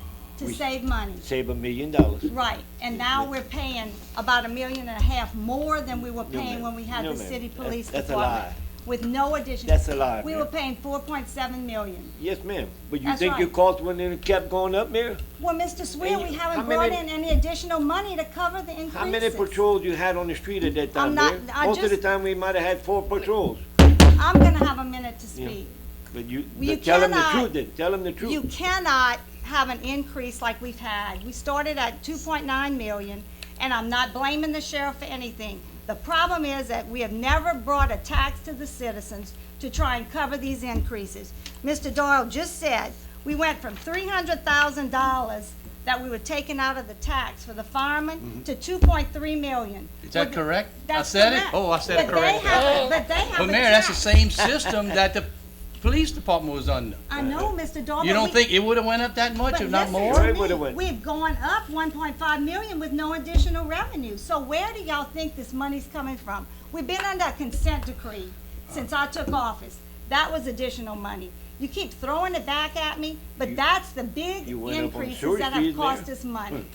And, you know, without an additional sales tax to cover the ever increases that we have every year, this city's gonna continue to be in the situation we're in, where you're just getting by every year. And if that's what y'all wanna do, that's fine. But I think our citizens deserve their addition, I gotta agree employees with and- you, Mayor, on the decree. Since I've been on the council, and that was prior to you on the council. Right. It was always a sewer, always suits, and we took about it, the council prior to you, even being here, built that plant, did some stuff because we wanted that decree. You're right. I was on the city Okay, council. but because of that, we couldn't do other services. I agree with you on that. That held us, that held us to the fire. We couldn't do nothing but sewer for all those years. But what I'm saying, with the civil service, with the fire department, is no different system we were in with the police department at that time. So revenue would have been short no matter what. We're just, I think, been more of a bind than we're in now. But that's my opinion, and as the fire department I mentioned earlier, if they continue this pace, Mayor, in 5 to 6 years, they won't have no more fund balance Okay. in there. Well, do you understand that that's exactly what's happened with our fund balances? Because of all the increases that we've had with no additional revenue, that's why our fund balance have decreased. When I took office, we had $64,000 in non-dedicated funds, and we have 2 million right now. So, I mean, things are not as doom as gloom as y'all keep yelling, but we do need to bring in additional revenue every year. And we can't continue to have a contract increase, to have insurance increase, to have fire department increase, every department without having additional revenue. That's the bottom line. But But like the we did, little bit of money that these employees deserve is minuscule in comparison to all these other costs. but last year, And we just Mayor, found another $37,000 that we're getting back from FEMA.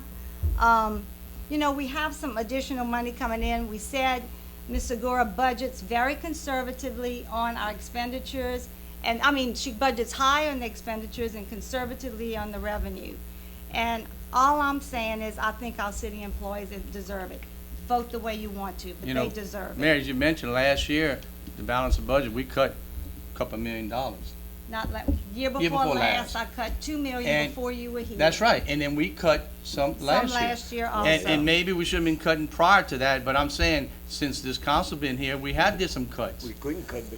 to able to live within our It means. hasn't been the easiest ride. I mean, Well, it's not. And to so say far that, I everybody being don't like, care, "You I should've been think it's. here when it was great." It's not. But the bottom line is, if y'all can't understand that an increase every year, to where the contract started at 2.9 million and now we're at 6.3, do you not think that that's been part of the reason we've depleted our fund balances? What- It is. Part of the reason would be an accurate statement, but the reason of where we are now, the answer to that could be 5,000 other reasons. It's just that everybody just keeps choosing to beat this horse. I mean, it's like, we need to just, like, the police department, I'm so over it. It's Like, not just the police department, it's Like- consent decree. The wastewater plant was Like I- built before I took office, and guess what? In 2005, we had to start paying the bonds. I mean, there's just been a numerous, number of expenditures that have happened during this administration that were not in the past right, and if we administration. weren't here, I wasn't here, so I can't judge the decisions that y'all made. That's not what I'm here to do. That's why my opening statement was, I addressed this in the same manner that I addressed when Vince approached us about the sewer user fee. We put it, because everybody who works for the city, well, I'm not saying everybody, but most of the people who work for the city live in the city limits, right? So they all pay the sewer user fee, right? It affects them the same way as it affects me when I go home, correct? So we adjusted it to where it would be now. It would be what it is now had we implemented it back then. So to me, the fair thing to do is to have their salaries now adjusted to what they would be averaged if they got a 2.1% or whatever. If Kimberly wants to get every year and get the exact CPI of what it was per year, I'll go with that number if that's what we have to do. But just to be fair and consistent, I mean, I don't think that's an outrageous request. The consistency is that they got 2% every year and they missed a year. And But that's some the years they bottom got line. more than that, so when you average it out. Natalie, we were trying to increase the base pay because they were not making enough money, based on a study that we had done. They were not making enough money, and that was This to is why increase people the don't base trust pay. government, But do though. what y'all want, I'm just This is why pleading. people don't trust You- government. you keep- Because it's like you put us in the spot, and it's like I'm getting the impression, oh, you know, if we don't vote to give everybody 4%, well then it's like we don't care about the workers and we're not doing what we need to do for the workers. Yeah, but what about the 5,500 people that live in my district that I have to go back to every day as well? I mean, I have to answer to everybody every day. I have to think about those people too, and no one can take this decision personally because it's not a personal decision. It's an overall decision. If we're to be a city that's run properly and effectively, then we need to run it as if it was a business. But the only thing is it's not our money at the end of the day. So you have to think twice as long before you make a decision like this. And I can promise you, I've thought about this for numerous hours. I didn't just wake up and was like, We, it you ain't know what, 4%. I've made my case, you vote how you wanna vote on it, that's the bottom We line. keep saying about the other companies, baby, they make more with other companies, Mayor. But they have a lot of benefit with the city too, you know, like. Not Natalie just said, other they come- companies, other municipalities, You know, Mr. they- Swith, they were they- compared to other municipalities, they- and that's how the increases You know, were. where can you go work and you go get about 23 paid holidays a year? We don't have 23 paid holidays, that's Fair. another misnomer, we Yeah. have 13 paid holidays. Yeah, that you take, and then you take We the have day before 13 Christmas, the paid day after hol- Christmas, the day before New Year's, I'm the not day after arguing with New you Year's. because y'all don't even know what y'all are Thanksgiving, y'all talking gonna be off about. for Thanksgiving, y'all gonna be off the Friday, We have right? 13 paid holidays that are given to the employees by the state, 13, Mr. Swith, How not many do 21. y'all take off though? I'm not gonna So argue we're, with you okay, anymore. so like my office, I'm not gonna sit here and lie. For Sugar Cane Festival, we closed today. I called here, we were closed Thursday at noon. Yeah. I'm not saying anything. I'm glad that they got the whatever. It's Right. Farmers Day. That's not a state That's not a holiday. holiday. I mean, really, don't say that we don't know what we're talking about. We're not. And you know what? We I mean, we God, talked that's to just all such the a other, low when, blow. when the sheriff's department closes and Iberia Parish government. And I'm not judging, we like I close said, but based don't say we don't know on what we're talking special about. holidays. We're very Okay, aware. let's move on from this because your minds are made up and I'm My done. mind's not made up, but it's just, you know, there. If The we talking didn't- like we don't know what we're talking about is very offensive. It was like on the radio even not that long ago. Well, you know, if you had a council that understands the budget, what? Like, It's so offensive if to you me. don't work here, you don't, It is full a- time, you don't understand It is offensive to me for y'all to start quoting numbers when you don't have all the information. When you start saying certain people got certain amount of raise one year without explaining that the city has a policy for longevity. And that every 5 years, but I mean, the way y'all just start touting information that's incorrect, it is offensive. I mean, our doors are open. If y'all want information, come and get it. We'll sit with you. I never said anyone denied me information. Well, anyway, so much for that. You know, Mayor, that can be put as a proposal to be removed. Y'all do And what you I'm want. good friends with some people that work here, and you know,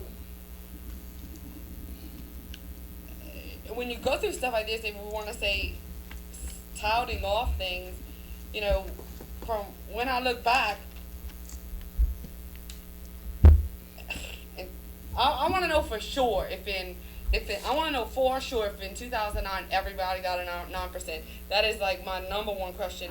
Can you off look the it up? top. I know for sure they did. If everyone who works for this city got a 9%, excluding the fire department. Excluding the fire Right, department, and it's they like, did. we talk about misinformation, you know, I was never told, and it's not that I'm not saying anybody omitted it from me, but no one's gonna know in this budget that miscellaneous legal means that's the money we're getting from the DA's office for Ann Stevens. So it's like when I run the number now, if you just do it based on her salary, not on the rest, you know, the DA's office is reimbursing us 22%, you know, of her salary. Well, if in that year she got a 5 instead of a 9 like the other department heads, I don't think that's fair. So that's another question I have. So that's my only question, and I'm good after that. Heather, you were here. Didn't everybody get the raise? 9%. The percentage, I'm not sure, but I know. We'll that see. we We'll did- But we did get it twice. We did, everybody did, and I will look it up and I'll Well, then, get the if that's the pages. case, the budget I was given didn't have those right numbers, Well, if that's it the may not, case. it may not have, but If I can that's the tell you case. that we didn't make a difference. Everybody got the same amount of money. Well, then if that, like I And it was said, based on, like and I will I keep retract trying to what I tell said if y'all, that's the case. it was based on the study that we did to try and bring their salaries up. if everyone got a 9% that year, I will retract what I did. said about the 9%. But I'm going off of the budgets that your office gave me that were exact copies of the books. It's not like something was gotten off a computer that could have been edited. Don't go off the book, cause sometimes it's not right. If I could just offer, Natalie, if there was an additional increase that was proposed at some time during the fiscal year, it wouldn't be reflected in the book to Right, show but like in a full. 2010, let's see, there was one year that the budget book did not show the salary of the previous year. I mean, Why don't- we'll look it up, but I know that everybody got the increases, and we can check, you know what else we can check with Bonnie? Let's see. Because it was because Okay, look, of the 2010 year that y'all gave me is the only year, that year in that budget book, y'all did not provide, no, 2010, there's one of these years that doesn't have the previous salary, but 2010 has 2009 in it, so that, I did the numbers off of what I was given. Well, I can tell you, we can check with Bonnie, because it was because of the salary study that we did, that we. Well, if everybody got a 9%, then everybody got a They 9%, did. but then that makes a difference on the calculation as well. Can I ask Kimberly if she could look at, about that, pickup, that, gardens that I'm proposing to see if we can find any funding? It's over $100,000. Well, he told me 65, 70. He had told us Well, 100,000. he told me 65, Well, 70. it's not just, he's only picking up twice a It would be month right two now. and two is 4 pickups. 2 on side to buy and 2 on the other side to buy. That'd be But I 4 think he extra had told pickups. us There's no money in the garbage fund. There's no money. No, I understand that, but if we did something with this, we could find some money. Could you find out from Gordon how much really it is to do that, to pick up that trash? Because the mayor says 100 and something, he's telling me I it's think he had 65. told me 100.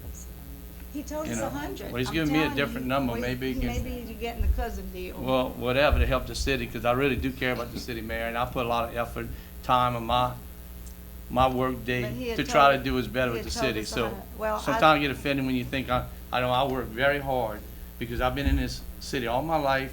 I've been in the business here 46 years where I didn't have to, but my family lives here, and I do care about the city, no matter if, Well, I care about the city, Well, but I'm I sure you feel do. like, it's the council against me. Not at all. And that's Man, exactly. man, that's Not at really, all.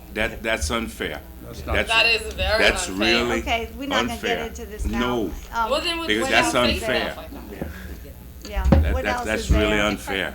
If I could just address the rest of the proposed amendments that I have, that I need to correct from Right, the information so- that was the previously second provided page. in the book. It's actually the second page that was attached to the memo page that we addressed earlier.